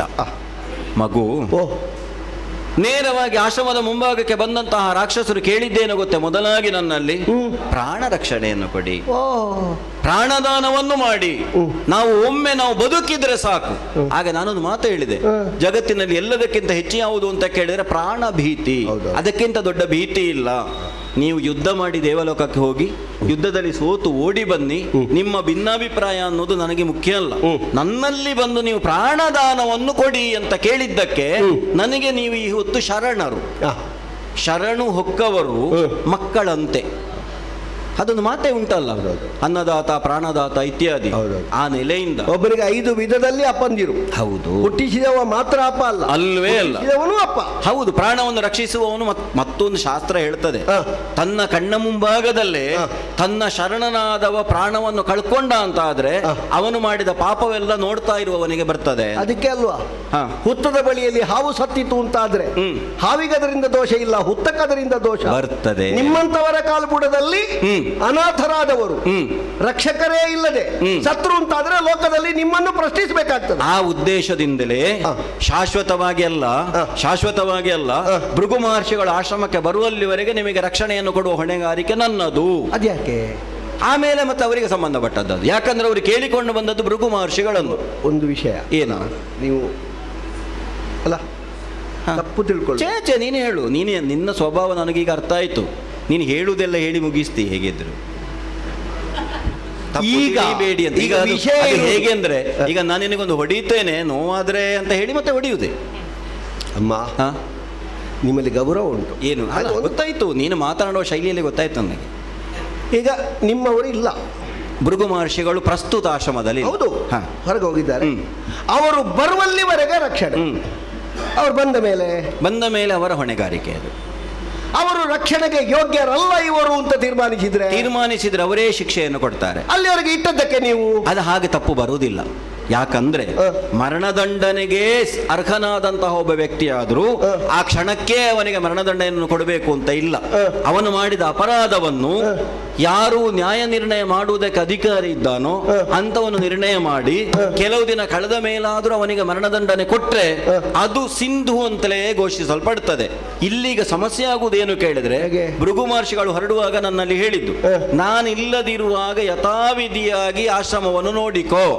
ಇಷ್ಟು ಹೇಳಿದ ಮೇಲೆ ಈಗ ಭೃಗು ಮಹರ್ಷಿಗಳು ಆಶಯ ಕೊಡ್ತಾರೋ ಅಲ್ಲ, ಭೃಗು ಮಹರ್ಷಿಗಳು ನೀವು ಇಲ್ಲಿ ನಿಲ್ಲುವುದೇ ಬೇಡ, ನಿಮಗೆ ಬೇಕಾದಲ್ಲಿಗೆ ಹೋಗಿ ಅಂತ ಹೇಳ್ತಾರೋ, ಇದರ ಬಗ್ಗೆ ಖಚಿತವಾಗಿ ಹೇಳುವುದಕ್ಕೆ ನನಗೂ ಅರಿವಿಲ್ಲ. ಈಗ ಒಂದು ವೇಳೆ ಇವರನ್ನು ನೀವು ನಿಲ್ಲಬೇಡಿ, ನೀವು ಹೋಗಿ ಅಂತ ಹೇಳಿದೆ ನಾನು, ಇವರು ಹೊರಟ ಕೂಡಲೇ ನೀವು ಕೊಲ್ಲುವುದಿಲ್ವಾ? ಕೊಲ್ತೀರಲ್ಲ. ನಾಳೆ ಭೃಗು ಮಹರ್ಷಿಗಳು ಬಂದು ಹೇಳ್ತಾರೆ, ಆಶ್ರಯವನ್ನು ಕೇಳಿ ಬಂದವರಿಗೆ ಆಶ್ರಯವನ್ನು ನಿರಾಕರಿಸಿದ್ದು ಮಾತ್ರ ಅಲ್ಲ, ಈಗ ದೇವೇಂದ್ರನ ಕೈಯಲ್ಲಿ ಸಿಕ್ಕುವವರು ಹತರಾಗಿ ಹೋಗಿದ್ದಾರೆ, ಇನ್ನೇನು ಮಾಡುವುದಕ್ಕಾಗುವುದಿಲ್ಲ, ಹಾಗಾಗಿ ನಿನ್ನದು ಅಪರಾಧ ಅಂತ ಹೇಳುವ ಸಾಧ್ಯತೆ ಉಂಟು. ಈಗ ನೋಡು, ನೀವು ತೋರಿಸಬಹುದಲ್ಲ ಕೊಂದವರು ದೇವತೆಗಳು ಅಂತ. ಈಗ ನೋಡು, ನಮ್ಮಲ್ಲಿ ಕೇಳಬಹುದಲ್ಲ ಅವರು. ಅದಾಗುವುದಿಲ್ಲ. ಯಾಕಂದ್ರೆ ದೇವಲೋಕ ಮತ್ತು ಭೂಲೋಕದ ನ್ಯಾಯ ನಿರ್ಣಯ ಅನ್ನುವುದೇ ಬೇರೆ, ಇದು ಕೇವಲ ಭೂಮಿಗೆ ಸಂಬಂಧಪಟ್ಟದ್ದು. ಈಗ ಲೌಕಿಕವಾಗಿ ನೋಡಿದ್ರೆ ರಾಕ್ಷಸರು ಇಲ್ಲಿದ್ದಾರೆ, ಕೆಲವು ದಿನಗಳವರೆಗೆ ಅವರು ಏನೂ ಮಾಡುವುದಿಲ್ಲ ಅನ್ನುವ ವಿಶ್ವಾಸ ನನಗುಂಟು.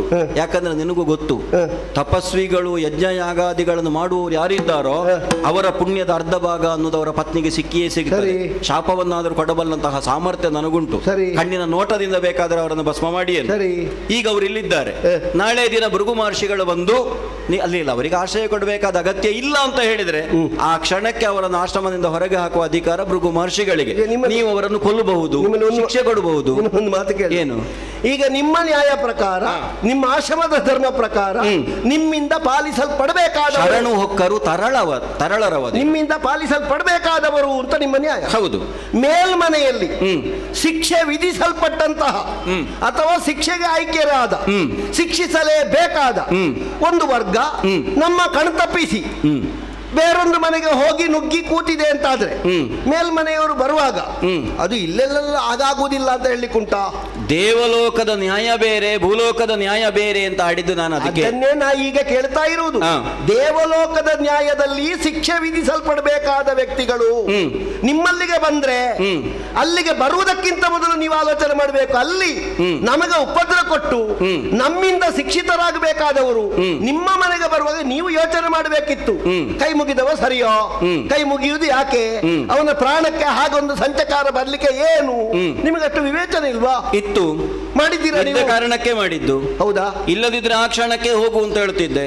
ಈಗ ಅವರಿಗೆ ರಕ್ಷಣೆ ಕೊಡುವುದೇ, ನಾನು ಕೊಡ್ತೇನೆ ಅಂತ ಮಾತು ಕೊಟ್ಟಾಗಿದೆ. ಹಾಗಾಗಿ ಯಾವ ಕಾರಣಕ್ಕೂ ನಾನು ಅವರನ್ನು ಬಿಡುವುದಕ್ಕಿಲ್ಲ. ಅಮ್ಮ, ತಾಯೇ, ಏನು ಅವರು ಎಂತವರು ಅಂತ ನಿಮಗೆ ಗೊತ್ತುಂಟ? ಎಂತವರು? ಕಡುಮದ ಅಂದರವರು.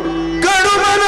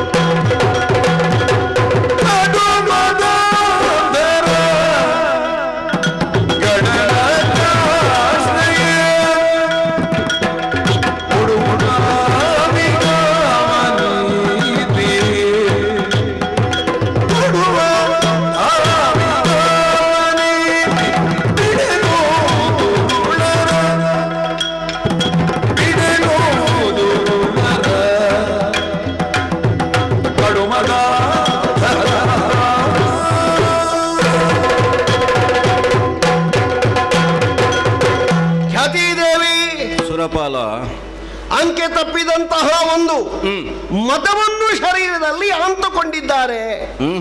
ಆದದ್ದರಿಂದಲೇ ಕಡುಮದಾಂಧತೆ, ಕೇವಲ ಮದ ಅಂದರಲ್ಲ, ಕಡುಮದಾಂಧತೆ, ಮಹಾದುಷ್ಟ, ಬರೇ ತೆಗೆದು ಹಾಕಿದವರು, ಏನೋ ಒಳ್ಳೇದಿಲ್ಲ ಅದರಲ್ಲಿ ಹುಡುಕಲಿ, ಅಂಥದ್ದರಲ್ಲಿಯೂ ನೀವು ಹೇಳ್ತೀರಿ ಒಳ್ಳೇದುಂಟು ಅಂತ. ಈ ಕೆಲವೆಲ್ಲ ಸಮಯ ಸಾಧಕತ್ವ ಅಂತ ಉಂಟು. ಬೀಸಿದ ದೊಣ್ಣೆಯಿಂದ ಒಮ್ಮೆ ತಲೆ ತಪ್ಪಿಸಿಕೊಂಡ್ರೆ ಉಳಿದ ತಲೆಯನ್ನು ಉಪಯೋಗಿಸಿ ನಾಳೆಗೆ ಏನಾದ್ರೂ ಒಂದು ಮಾಡಿಯೇವು. ಆ ವರ್ಗಕ್ಕೆ ಸೇರಿದವರು ಇವರು. ಶರಣಾಗತಿ ಪ್ರಾಣದ ಉಳಿವಿಕೆಯೇ ಕಾರಣ ಹೌದು ಅಂತ ಇದ್ರೆ ಜೀವದ ರಕ್ಷಣೆಯೇ ಇವರದ್ದಾದಂತಹ ಉದ್ದೇಶ ಹೌದು ಅಂತ ಇದ್ರೆ ನಮ್ಮ ಕಾಲಿಗೆ ಬೀಳ್ಬೋದಿತ್ತಲ್ಲ. ಒಂದು ಈಗ ನಮ್ಮ ದೇವಲೋಕಕ್ಕೆ ಬಂದಿದ್ದಾರೆ, ಪಾತ್ರದ ವಿವೇಚನೆ ಇಲ್ಲದೆ ಅಮ್ಮ ಒಬ್ಬನನ್ನು ವಿರೋಧಿಸುವಾಗ ಮೊದಲು ಲೆಕ್ಕ ಮಾಡಬೇಕಾದದ್ದು ಅವನ ಬಲವನ್ನಲ್ಲ, ಮತ್ತೆ ವಿರೋಧಿಗಳ ಬಲ ಎಷ್ಟು ಅದು ಲೆಕ್ಕ ಮಾಡಬೇಕು. ದೇವತೆಗಳಾದಂತಹ ಅಲ್ಲ ಸುತ್ರಾಮರಾದಂತಹ ನಮ್ಮ ಬಲವನ್ನು ಅರ್ಥ ಮಾಡದೆ ಒಂದನೇ ಹೆಜ್ಜೆಯಲ್ಲೇ ತಮಾಸುರ ತಪ್ಪಿದ. ಯಾರವರ ಉಂಟು ಅಂತ ನನಗೆ ಗೊತ್ತಿಲ್ಲ ಅಂತೂ ದೇವಲೋಕಕ್ಕೆ ಬಂದಿದ್ದಾನೆ. ಸರಿ, ಅಲ್ಲಿಂದ ಓಡುವಾಗ ಬೆನ್ನಟ್ಟಿ ಬಂದವರಿಗೆ ಏನು ಎನ್ನುವುದನ್ನು ಅವವಿವೇಚನೆ ಮಾಡಲಿಲ್ಲ. ಒಟ್ಟು ಓಟದಲ್ಲಾದ್ರೂ ಗೆದ್ದು ಬಿಡ್ತೇನೆ, ಈಗ ಗೆದ್ದುನೋ ನಮ್ಮ ಕೈಗೆ ಸಿಕ್ಕಲಿಲ್ಲ, ಸಿಕ್ಕದೇ ಇದ್ರು ಇಂಥ ಜಾಗದಲ್ಲಿ ಇದ್ದಾನೆ ಅಂತ ನಮಗೆ ಸ್ಪಷ್ಟ ಆಯ್ತು. ಭೂಲೋಕದಲ್ಲಿ ಸ್ವರ್ಗಲೋಕದಲ್ಲಿ ಎಲ್ಲಿಗೆ ಹೋದ್ರೂ ನೀವು ಹೋಗಲೇಬೇಕಲ್ಲ ಅಲ್ಲಿಗೆ, ಹೌದಲ್ಲ? ನಿಮ್ಮ ಮನೆಗೆ ಬಂದಿದ್ದಾನೆ, ನಿಮ್ಮ ಕಾಲಿಗೆ ಬಿದ್ದಿದ್ದಾನೆ, ಪ್ರಾಣ ರಕ್ಷಣೆಯನ್ನು ಕೊಡಬೇಕು ಅಂತ ನಿಮ್ಮಲ್ಲಿ ಕೇಳಿದ್ದಾನೆ. ನಾನು ಮಾತು ಕೊಟ್ಟ ಆಗಿದೆ, ನೀವು ಮಾತು ಕೊಟ್ಟಿದ್ದೀರಿ. ನಮ್ಮ ಗುರುಗಳಿಗೆ ನಾವು ಮಾತು ಕೊಟ್ಟಿದ್ದೇವೆ. ಏನು ಅಂತ? ದುಷ್ಟರನ್ನು ಬಿಡುವುದಿಲ್ಲ, ಬೇರು ಸಮೇತ ಕೀಳ್ತೇವೆ. ನಮ್ಮ ಗುರುಗಳಾದಂತಹ ಆಚಾರ್ಯ ಬೃಹಸ್ಪತಿಗಳು ನಮಗೆ ಉಪದೇಶ ಮಾಡಿದ್ದಾರೆ. ಹೇಗೆ? ಈ ತಮಾಸುರನ ಬಗ್ಗೆ ನಮ್ಮಲ್ಲಿ ಬಹಳಷ್ಟು ಕಾಲದಿಂದ ವಿಷಯ ವಿಮರ್ಶೆ ಆಗ್ತಾ ಉಂಟು. ವರ್ತಮಾನ ಕಾಲದಲ್ಲಿ ಪ್ರವರ್ಧಮಾನನಾಗಿ ರಕ್ಕಸಾಧಿಪತಿಯಾಗಿ ಬೇಡದವರನ್ನೆಲ್ಲ ಒಟ್ಟು ಸೇರಿಸಿ ಏನೋ ಒಂದು ರೀತಿಯದ್ದಾದಂತಹ ಅದ್ಭುತ ಭಯಾನಕ ಭಯೋತ್ಪಾದಕ ಘಟನೆಗಳನ್ನೆಲ್ಲ ಮಾಡುತ್ತಾ ಸಜ್ಜನರಿಗೆ ಸುಹೃದರಿಗೆ ನಮ್ಮಂತವರಿಗೆ ಉಪಟಳ ಕೊಡುವುದಕ್ಕೆ ಒಂದು ಸಂಘಟನೆ ಮಾಡಿದ್ದಾನೆವಾ. ಇದು ದೇವಲೋಕದಲ್ಲಿಯೇ ತೀರ್ಮಾನ ಆಗಿದೆ ಇವರ ಬಗ್ಗೆ. ಇವನ ತಲೆಗೆ ಇಷ್ಟು ಅಂತ ನಮ್ಮ ಕ್ರಯ ಕಟ್ಟಿ ಆಗಿದೆ.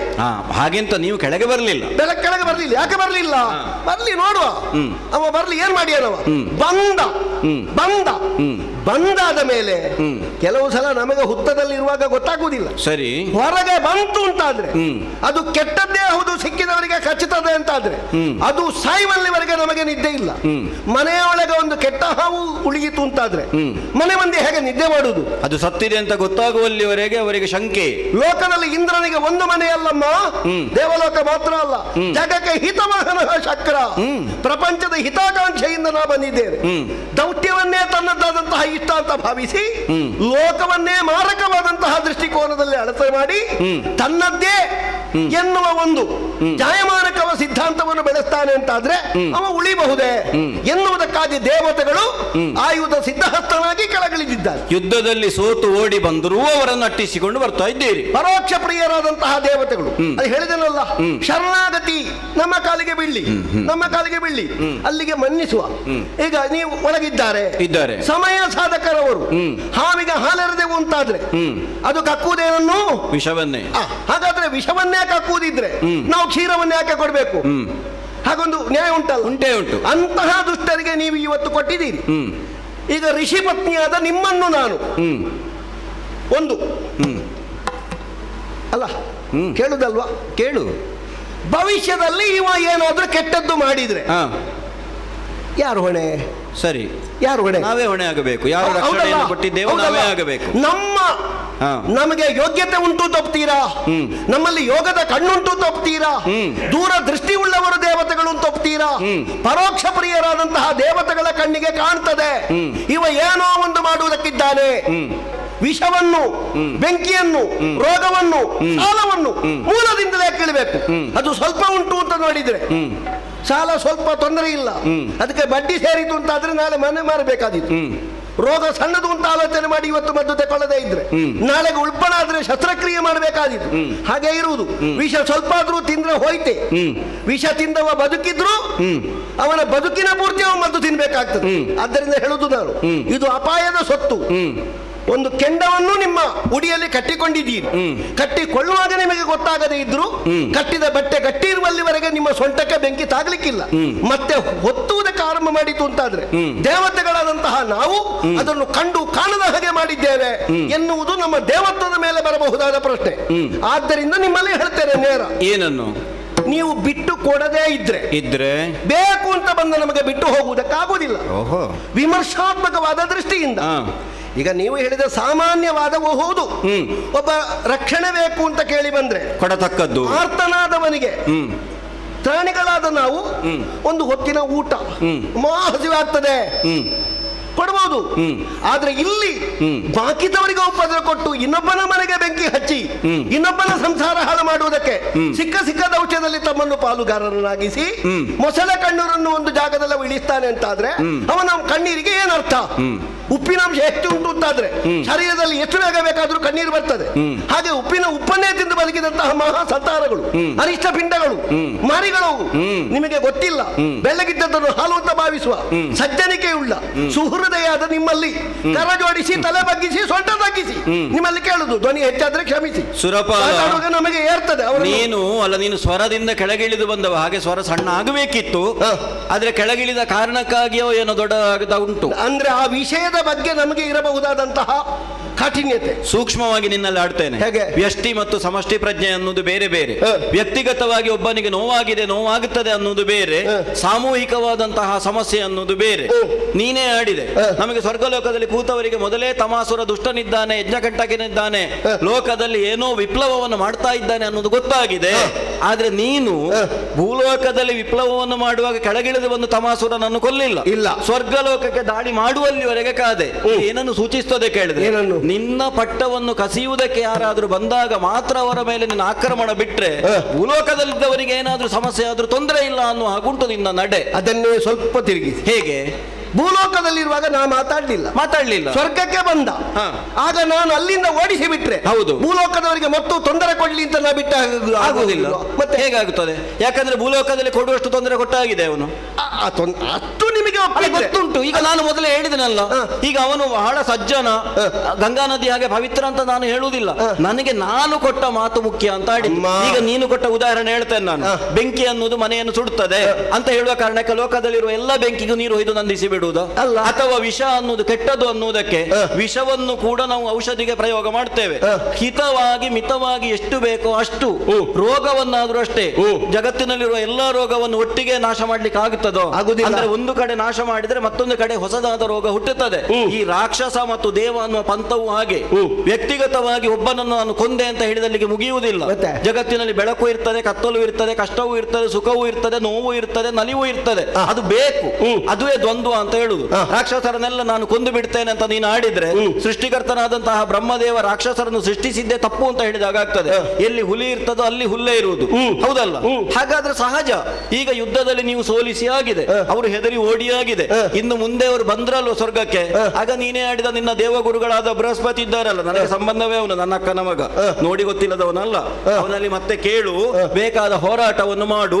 ಈಗ ಇಲ್ಲಿಂದ ಹೊರಡು. ಅಮ್ಮ, ಏನು ನ್ಯಾಯದಂಡ ನಮ್ಮಲ್ಲಿರುವುದು. ನೀವು ಆಶ್ರಮಕ್ಕೆ ಮಾತ್ರ ಯಜಮಾನಿ ಇರಬಹುದು. ಒಬ್ಬ ಋಷಿಯ ಕೈ ಹಿಡಿದಿದ್ದೀರಿ ನೀವು. ನನ್ನ ಮರ್ಯಾದೆ ಕೊಟ್ಟು ಹೇಳ್ತೇನೆ, ನನ್ನ ಆಶ್ರಮಕ್ಕೆ ನಾನು ಯಜಮಾನಿ. ನಿಮ್ಮ ವ್ಯಾಪ್ತಿ ಎಷ್ಟು ಅಂತ ತಿಳ್ಕೊಂಡು ನೀವು ವ್ಯವಹರಿಸಿದ್ರೆ ಒಳ್ಳೇದು. ಮಾಡದಿದ್ರೆ ನಾನು ಮತ್ತೆ ನನಗೆ ಮತ್ತೆ ಹೇಗೆ ಅಂತ ಯೋಚನೆ ಆಗುವ ಹಾಗೆ ನಾ ಮಾಡಿ. ಯೋಚನೆ ಆಗುವುದಕ್ಕೆ ಮೊದಲೇ ಒಂದು ಮಾತು ನಿನಗೆ ನಾನು ಹೇಳಬೇಕಾ? ಸಾರಿ ಹೇಳಬೇಕಾದ ಏನು ಅಂತ?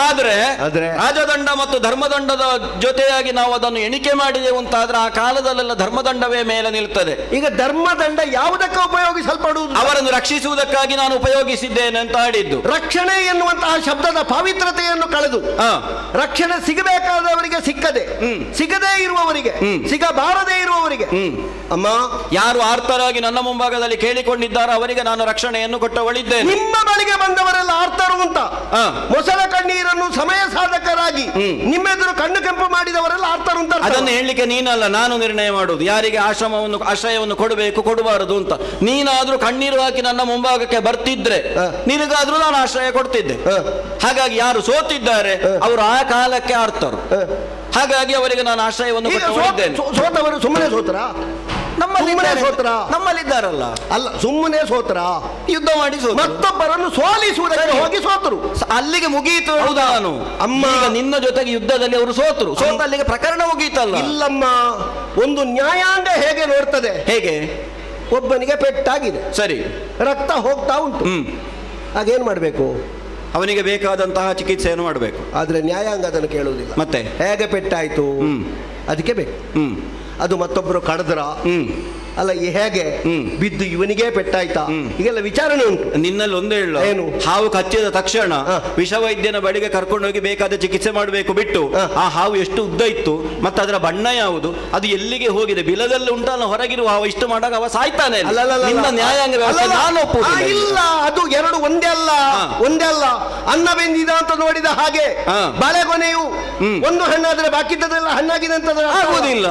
ಅದೇ ಹೇಳಿದ್ರು, ಹಾವು ಕಚ್ಚಿದ್ರೆ ಮದ್ದು ಮಾಡಬೇಕು. ಆದ್ರೆ ಈ ಪೆಟ್ಟಾದ ಸಂಗತಿ ಉಂಟಲ್ಲ, ಇವ ಪೆಟ್ಟಿಗೆ ಹೋಗಿ ಪೆಟ್ಟಾಯ್ತಾ, ಅದಕ್ಕೆ ಬೇರೆ ನ್ಯಾಯ. ಇದು ನಮ್ಮ ಮನೆಗೆ ಕಲ್ಲು ಬಿಸಾಡ್ಲಿಕ್ಕೆ ಬಂದವನಿಗೆ ನಾವು ಕೊಡುವ ಶಿಕ್ಷೆ, ನಮ್ಮ ಮನೆಗೆ ಕಲ್ಲು ಬಿಸಾಡಿದಕ್ಕೆ ನಷ್ಟಪರಿಹಾರ ಯಾರು ಕೊಡುದು? ನೀವು ಕೊಡ್ತೀರಾ? ಧರ್ಮ ಅನ್ನೋದು ಬೇರೆ ಬೇರೆ ಅಂತ ನೀನೇ ಈಗ ಆಡಿದೆ. ಒಬ್ಬ ವೈದ್ಯನಿಗೆ ಅವನು ಹೋರಾಟ ಮಾಡಿ ಗಾಯ ಹೊಡೆದು ಬಂದ್ರು ಅಥವಾ ತಾನೇ ತನ್ನ ಕೈಯಲ್ಲಿರುವ ಕತ್ತಿಯಿಂದ ಕಡಿದ್ರು, ಎಲ್ಲ ಗಾಯ ಒಂದೇ. ಆ ಕ್ಷಣಕ್ಕೆ ಅವನ ಔಷಧಿಯನ್ನು ಮಾಡಿ ಆತನನ್ನು ಬದುಕಿಸ್ತಾನೆ. ಮತ್ತೆ ಯಾರು ಶಿಕ್ಷೆ ಕೊಡಬೇಕೋ ಶಿಕ್ಷೆಯನ್ನು ಕೊಡ್ತಾರಷ್ಟೇ. ಆಗುವುದೇ ಇಲ್ಲ. ಆಗುವುದಿಲ್ಲ ಹೇಳಿದ್ರೆ ನಾನು ಕೇಳಬೇಕಲ್ಲ. ನೀವು ಕೇಳದಿದ್ರೆ ಲೋಕದ ನ್ಯಾಯ ನಿಮಗೆ, ಲೋಕದ ನ್ಯಾಯ ನನಗೆ ಗೊತ್ತಿರುವುದು. ಮನೆಯೊಳಗೆ ಕೂತ ಹೆಂಗಸು ಇಷ್ಟು ಮಾತಾಡಿದ್ರೆ ನಾನು ಲೋಕ ಆಳುವ. ಈಗ ನಾನು ಮನೆಯೊಳಗೆ ಕೂತವಾಳು ಅಂತ ನಿನಗೆ ಯಾರು ಹೇಳಿದ್ದು? ಜಗನ್ಮಾತೆ ಅಂಬಿಕೆ ಅಂತ ಕೈ ಮುಗಿಯುವುದು ಯಾರಿಗೆ ನೀವು? ಹೌದೌದು. ಮಾತೃಶಕ್ತಿ ಅಂದ್ರೆ ಏನು, ಸ್ತ್ರೀ ಶಕ್ತಿ ಅಂದ್ರೆ ಏನು? ಈ ಹೆಣ್ಣು ಲಿಂಗಾತ್ಮಕವಾಗಿ ಹೆಣ್ಣು, ದೇವಿ ಎನ್ನುವುದು ಹೆಣ್ಣಲ್ಲ, ಮತ್ತೇನು? ಗಂಡು ಅಲ್ಲ. ಮುಂಭಾಗದಲ್ಲಿ ಕಾಣಿಸಿಕೊಳ್ಳುವವಳನ್ನು ದೇವಿ ತಾಯಿ ಅಂತಲೇ ಕರೆಯುವುದು ಕ್ರಮ ಸ್ತ್ರೀಯರಿಗೆ. ಅದು ಕ್ರಮ. ಆದ್ರೆ ಅದು ಹೆಣ್ಣು ಅಲ್ಲ, ಗಂಡು ಅಲ್ಲ, ಅದು ಪರಬ್ರಹ್ಮ ಆಗಿರಬಹುದು. ನೀವು ದೇವಿಯಾದ್ರೆ ನೀವು ದೇವಿಯ ರೂಪವೇ ಇಲ್ಲದಿರುವ ಕಾಲದಲ್ಲಿ ಯಾವ ಹೆಸರಿನಿಂದಲೂ ಹೇಳಬಹುದು. ಆದ್ರೆ ರೂಪವಾಗಿ ಕಾಣಿಸಿಕೊಂಡ ಹೊತ್ತಿಗೆ ಈಗ ನೀನಾದ್ರೂ ನನ್ನ ನಮ್ಮ ಅಂತ ಕರೆದ ನಿನ್ನನ್ನು ಮಗ ಅನ್ನುವ ಭಾವದಿಂದ ನಾನು ಗೌರವಿಸ್ತೇನೆ, ಅಲ್ಲ. ನೀವು ಆಶಯ ಕೊಟ್ಟಿದ್ದೀರಲ್ಲ? ಕೊಟ್ಟಿದ್ದೇನೆ. ಕೊಡುವ ಕಾಲಕ್ಕೆ ಅವರ ಪ್ರಾಣಕ್ಕೆ ಮಾತ್ರ ರಕ್ಷಣೆ ಕೇಳಿದ್ದಲ್ಲದೆ ಬೇರೆ ಏನಾದ್ರೂ ಕೇಳಿದ್ದೀರಾ ನೀವು? ಇಲ್ವೇ ಇಲ್ಲ. ಇನ್ನೆಲ್ಲಿ ಆದ್ರೂ ಕಲ್ಲು ಬಿಸಾಡ್ತೀರಾ ಮಕ್ಕಳೇ? ಊರಿಗೆ ಹೋಗಿ ಉಪದ್ರ ಮಾಡ್ತೀರಾ? ಹಾಗೆ ಮಾಡುವುದಿದ್ರೆ ನಿಮಗೆ ಇಲ್ಲಿ ಆಶಯ ಇಲ್ಲ ಅಂತ ಹೇಳಿಲ್ಲ. ಆ ರಕ್ಕಸರ ಒಳಗೆ ಹೋಗಿ ನಿಮ್ಮ ಆಶ್ರಮದಲ್ಲಿ ಆ ಮಾಣಿಗಳಿಗೆ ಮಾಂಸ ತಿನ್ನಿಸಿ ಯಾರು ಗೊತ್ತುಂಟ? ನಾನು ನೋಡಿಕೊಳ್ಳಿಕ್ಕೆ ನೀನಲ್ಲ. ನಿಮ್ಮ ಆಶ್ರಮ ಹಾಳಾಯ್ತು ಅಂತಾದ್ರೆ ಸಮಗ್ರ ಆಶ್ರಮಕ್ಕೆ ಆಶ್ರಯದಾತ ನಾನು. ಆಶ್ರಮದಲ್ಲಿ ಕೊಡುವ ಹವಿಸಿಗೆ ನಾಳೆ ಕೊಟ್ಟವರು ನಾವು. ನಿಮಗೆ ಆಶ್ರಯದಾತರು ನಾವು ಕೊಡುವ ಕಾರಣಕ್ಕೆ ನೀವು ಇರುವುದು. ಇಲ್ಲದಿದ್ರೆ ನಿಮಗೆ ಏನೂ ಇಲ್ಲ ಅಂತ ತಿಳ್ಕೊಳ್ಳಿ. ನೀವಿಲ್ಲದಿದ್ರು ನಾವಿರ್ತೇವೆ, ನಾವಿಲ್ಲದಿದ್ರೆ ನೀವಿರುವುದಿಲ್ಲ. ಎಲ್ಲ ಹೆಂಗಸೇ ಇಷ್ಟು ಅಹಂಕಾರ ಉಂಟಲ್ಲ, ಕೈಯಲ್ಲಿ ಎಂತ ಉಂಟು ಗೊತ್ತುಂಟ?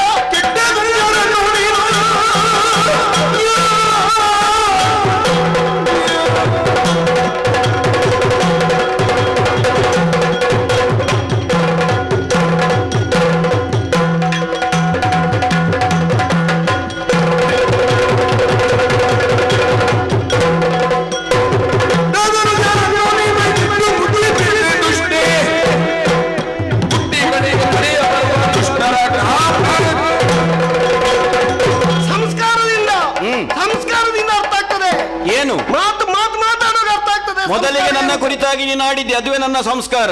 ನನ್ನ ತಂದೆ ತಾಯಿ ಯಾರು, ನನ್ನ ಪತಿ ಯಾರು ಅನ್ನೋದನ್ನು ತಿಳಿದೇ ಮಾತಾಡು. ಅದು ಏನು ಮಾಡುವ ಹೇಳಿ?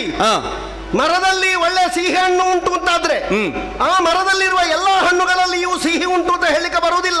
ಕೆಲವುದರಲ್ಲಿ ಸಿಹಿ ಇದ್ರು ಹುಳಾದೀತು. ನೋಡುವಾಗ ಅತ್ತಿಯ ಕಾಯಿ ಉಂಟಲ್ಲ, ಹೌದು, ಅದು ಬಹಳ ಚಂದ ಕಾಣ್ತದೆ, ಕೆಂಪು ಕೆಂಪು ಇರ್ತದೆ. ಅದು ಹಣ್ಣಾಯಿತು ಅಂತಾದ್ರೆ ಎಷ್ಟು ಮುಟ್ಟುವಾಗ ಮೃದು. ಅದನ್ನು ಭಾಗ ಮಾಡಿ ನೋಡಿದ್ದೀರಾ ನೀವು? ಹೇಗಿರ್ತದೆ ನೋಡಿದ್ದೀರಾ? ನೋಡಿದ್ದೇನೆ. ಹುಳ ಉಂಟು. ಹೌದು. ಇದು ಅತ್ತಿ ಹಣ್ಣು ಅಂತ ಹೇಳಿ ತಿನ್ಲಿಕ್ಕೆ ಬರುವುದಿಲ್ಲ, ಅದು ಒಳಗೆ ಹುಳವೇ ಇರುವುದು. ಅದು ಭೂಲೋಕದಲ್ಲಿ ಇರುವುದು ನನಗೆ ಹೆಚ್ಚು ಗೊತ್ತಿರುವುದು. ಇನ್ನು ಸ್ವರ್ಗದಲ್ಲಿ ಹುಳ ಆಗುವುದು ಯಾವುದಿಲ್ಲ ಅಂತಲೂ ಗೊತ್ತುಂಟು. ನೀನೇ ಒಂದು ದೊಡ್ಡ ಹುಳ. ಭೂಲೋಕದಲ್ಲಿ ನಿಮಗಿಂತ ಹೆಚ್ಚು ನನಗೆ ಗೊತ್ತುಂಟ. ಈ ಲೋಕ ನಮಗೆ ಗೊತ್ತಿಲ್ಲದಲ್ಲ. ಕೆಟ್ಟವಳೆ, ಮರ್ಯಾದೆಯಿಂದ ಹೋಗ್ತೀಯ? ಮರ್ಯಾದೆ ಉಂಟಾ ನಿಮಗೆ? ಮರ್ಯಾದೆ ಇದ್ದ ಕಾರಣಕ್ಕೆ ನಾನು ಇಲ್ಲಿದ್ದೇನೆ. ಹೆಚ್ಚು ಸಿಟ್ಟು ಬಂದ್ರೆ ಮಾತಾಡ್ಲಿಕ್ಕೆ ಆಗುದಿಲ್ಲ. ನಿಮ್ಮಲ್ಲಿ ಮಾತಾಡುವುದಲ್ಲ, ಕೈಯಲ್ಲಿರುವ ವಜ್ರಾಯುಧನ ತೆಗೆದು ನೀನು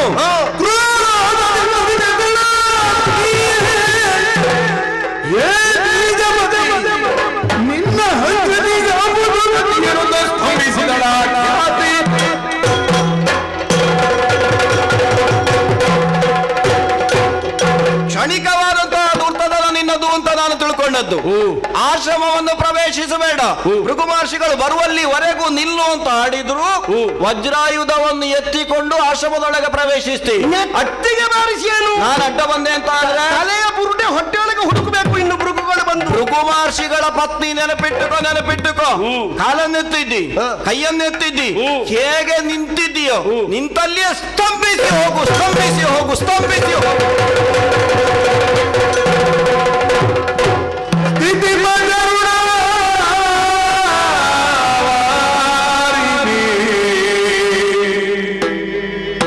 ರಕ್ಷಿಸು ದೇವಾ ಪತಿತೋ ಧರಣ ಶ್ರೀನಿಧಿ ಸ್ಥಿತಿ ಕರುಣಾವಾರಿಧಿ ರಕ್ಷಿಸು ದೇವಾ ಪತಿತೋ ಧರಣ ಶ್ರೀನಿಧಿ ರಕ್ಷಿಸು ದೇವಾ ಪತಿತೋ ಧರಣ ಶ್ರೀನಿಧಿ ಗತಿಗಾರಿ ವೈ ಲಕ್ಷ್ಮೀಪತಿ ನೀನು ಮೈದೋ ಗತಿಗಾರಿ ವೈ ಲಕ್ಷ್ಮೀಪತಿ ನೀನು ಮೈದೋ ವ್ಯತಿಗೊಳಗ ನಿಮ್ಮ ಪತಿ ಕಲಿಸಿ ತಂದೆ ಗತಿಗಾರಿ ವೈ ಲಕ್ಷ್ಮೀಪತಿ ನೀನು ಮೈದೋರಿ ವ್ಯತಿಗೊಳಗ ನಿಮ್ಮ ಪತಿ ಕಲಿಸಿ ತಂದೆ ಸ್ಥಿತಿ ಕರುಣಾವಾರಿಧಿ ರಕ್ಷಿಸು ದೇವಾ ಪತಿತೋ ಧರಣ ಶ್ರೀನಿಧಿ ದೇವಾ ದೇವಾ ದೇವಾ ದೇವಾ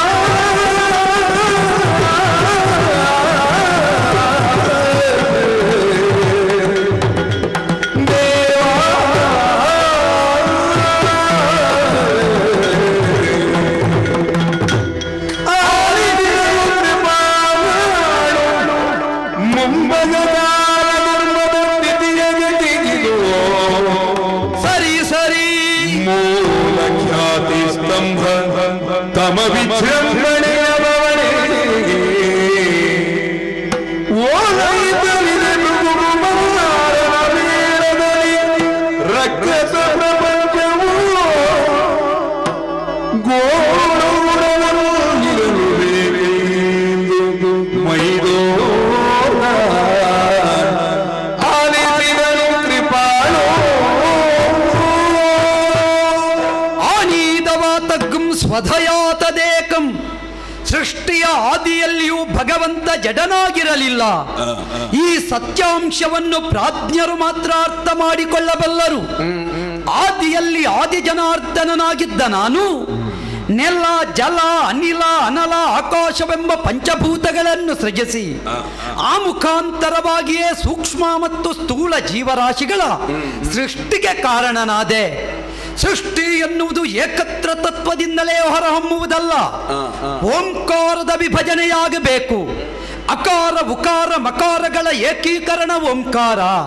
ಹಾಗಿದ್ರೆ ವಿಭಜನೆಯಂತೂ ಅಂತ ಯೋಚಿಸುವಾಗಲೇ ನನ್ನಲ್ಲಿ ಆವೃತವಾಗಿದ್ದ ರಾಜಸ ಗುಣವನ್ನು ಬೇರ್ಪಡಿಸಿದಾಗ ಅಲ್ಲಿಯೇ ಬ್ರಹ್ಮನ ಹುಟ್ಟು, ನನ್ನಲ್ಲಿದ್ದ ತಾಮಸ ಗುಣವನ್ನು ಬೇರ್ಪಡಿಸಿದಾಗ ಪರಮೇಶ್ವರನ ಪ್ರಾದುರ್ಭವ. ಸ್ಥಿತಿಪತಿಯಾಗಿರುವ ನಾನೇ ನನ್ನ ತನವನ್ನು ವಿಷ್ಣು ತತ್ವದನುಸಾರವಾಗಿ ಸಾತ್ವಿಕನಾಗಿ ಉಳಿಸಿಕೊಂಡೆ.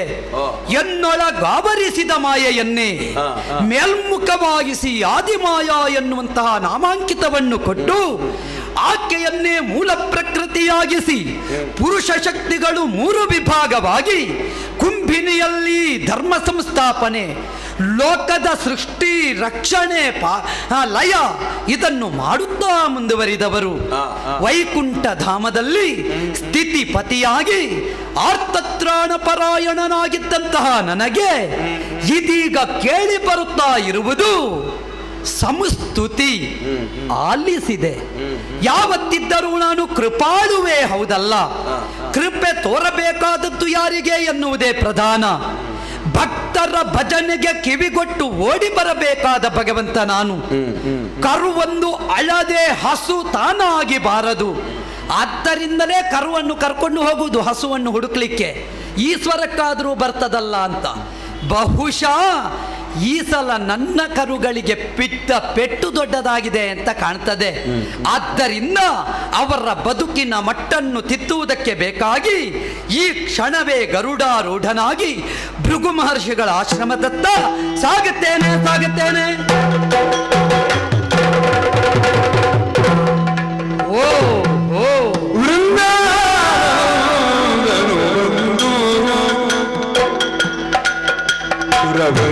ವೃಂದಾನಂದನ ಬಿಡಿರುವ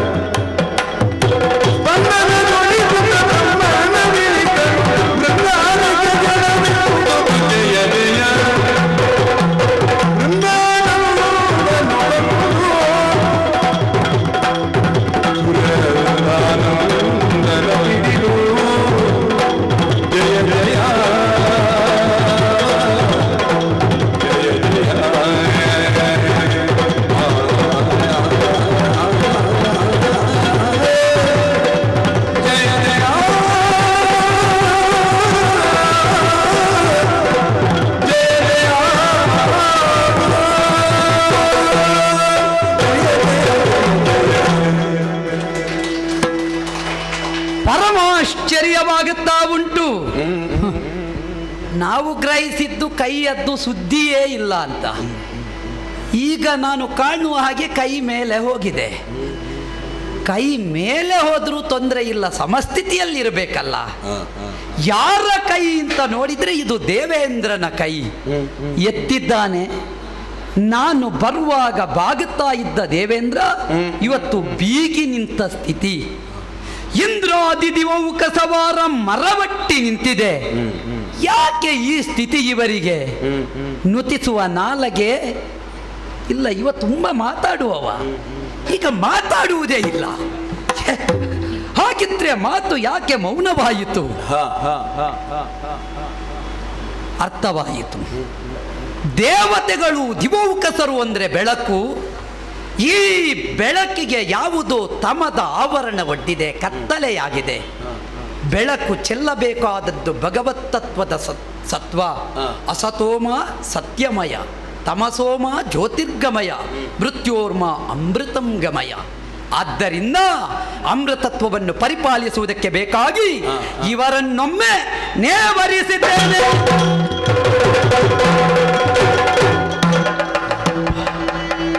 ನಾನು ಮುಗಿಯಿತು ಅಂತ ಎಣಿಸಿದ್ದೆ. ಎತ್ತಿದ್ದೊಂದು ಗೊತ್ತುಂಟು ಸ್ವಾಮಿ. ಜಯ ಜಯ ಜಯ ಜಯ.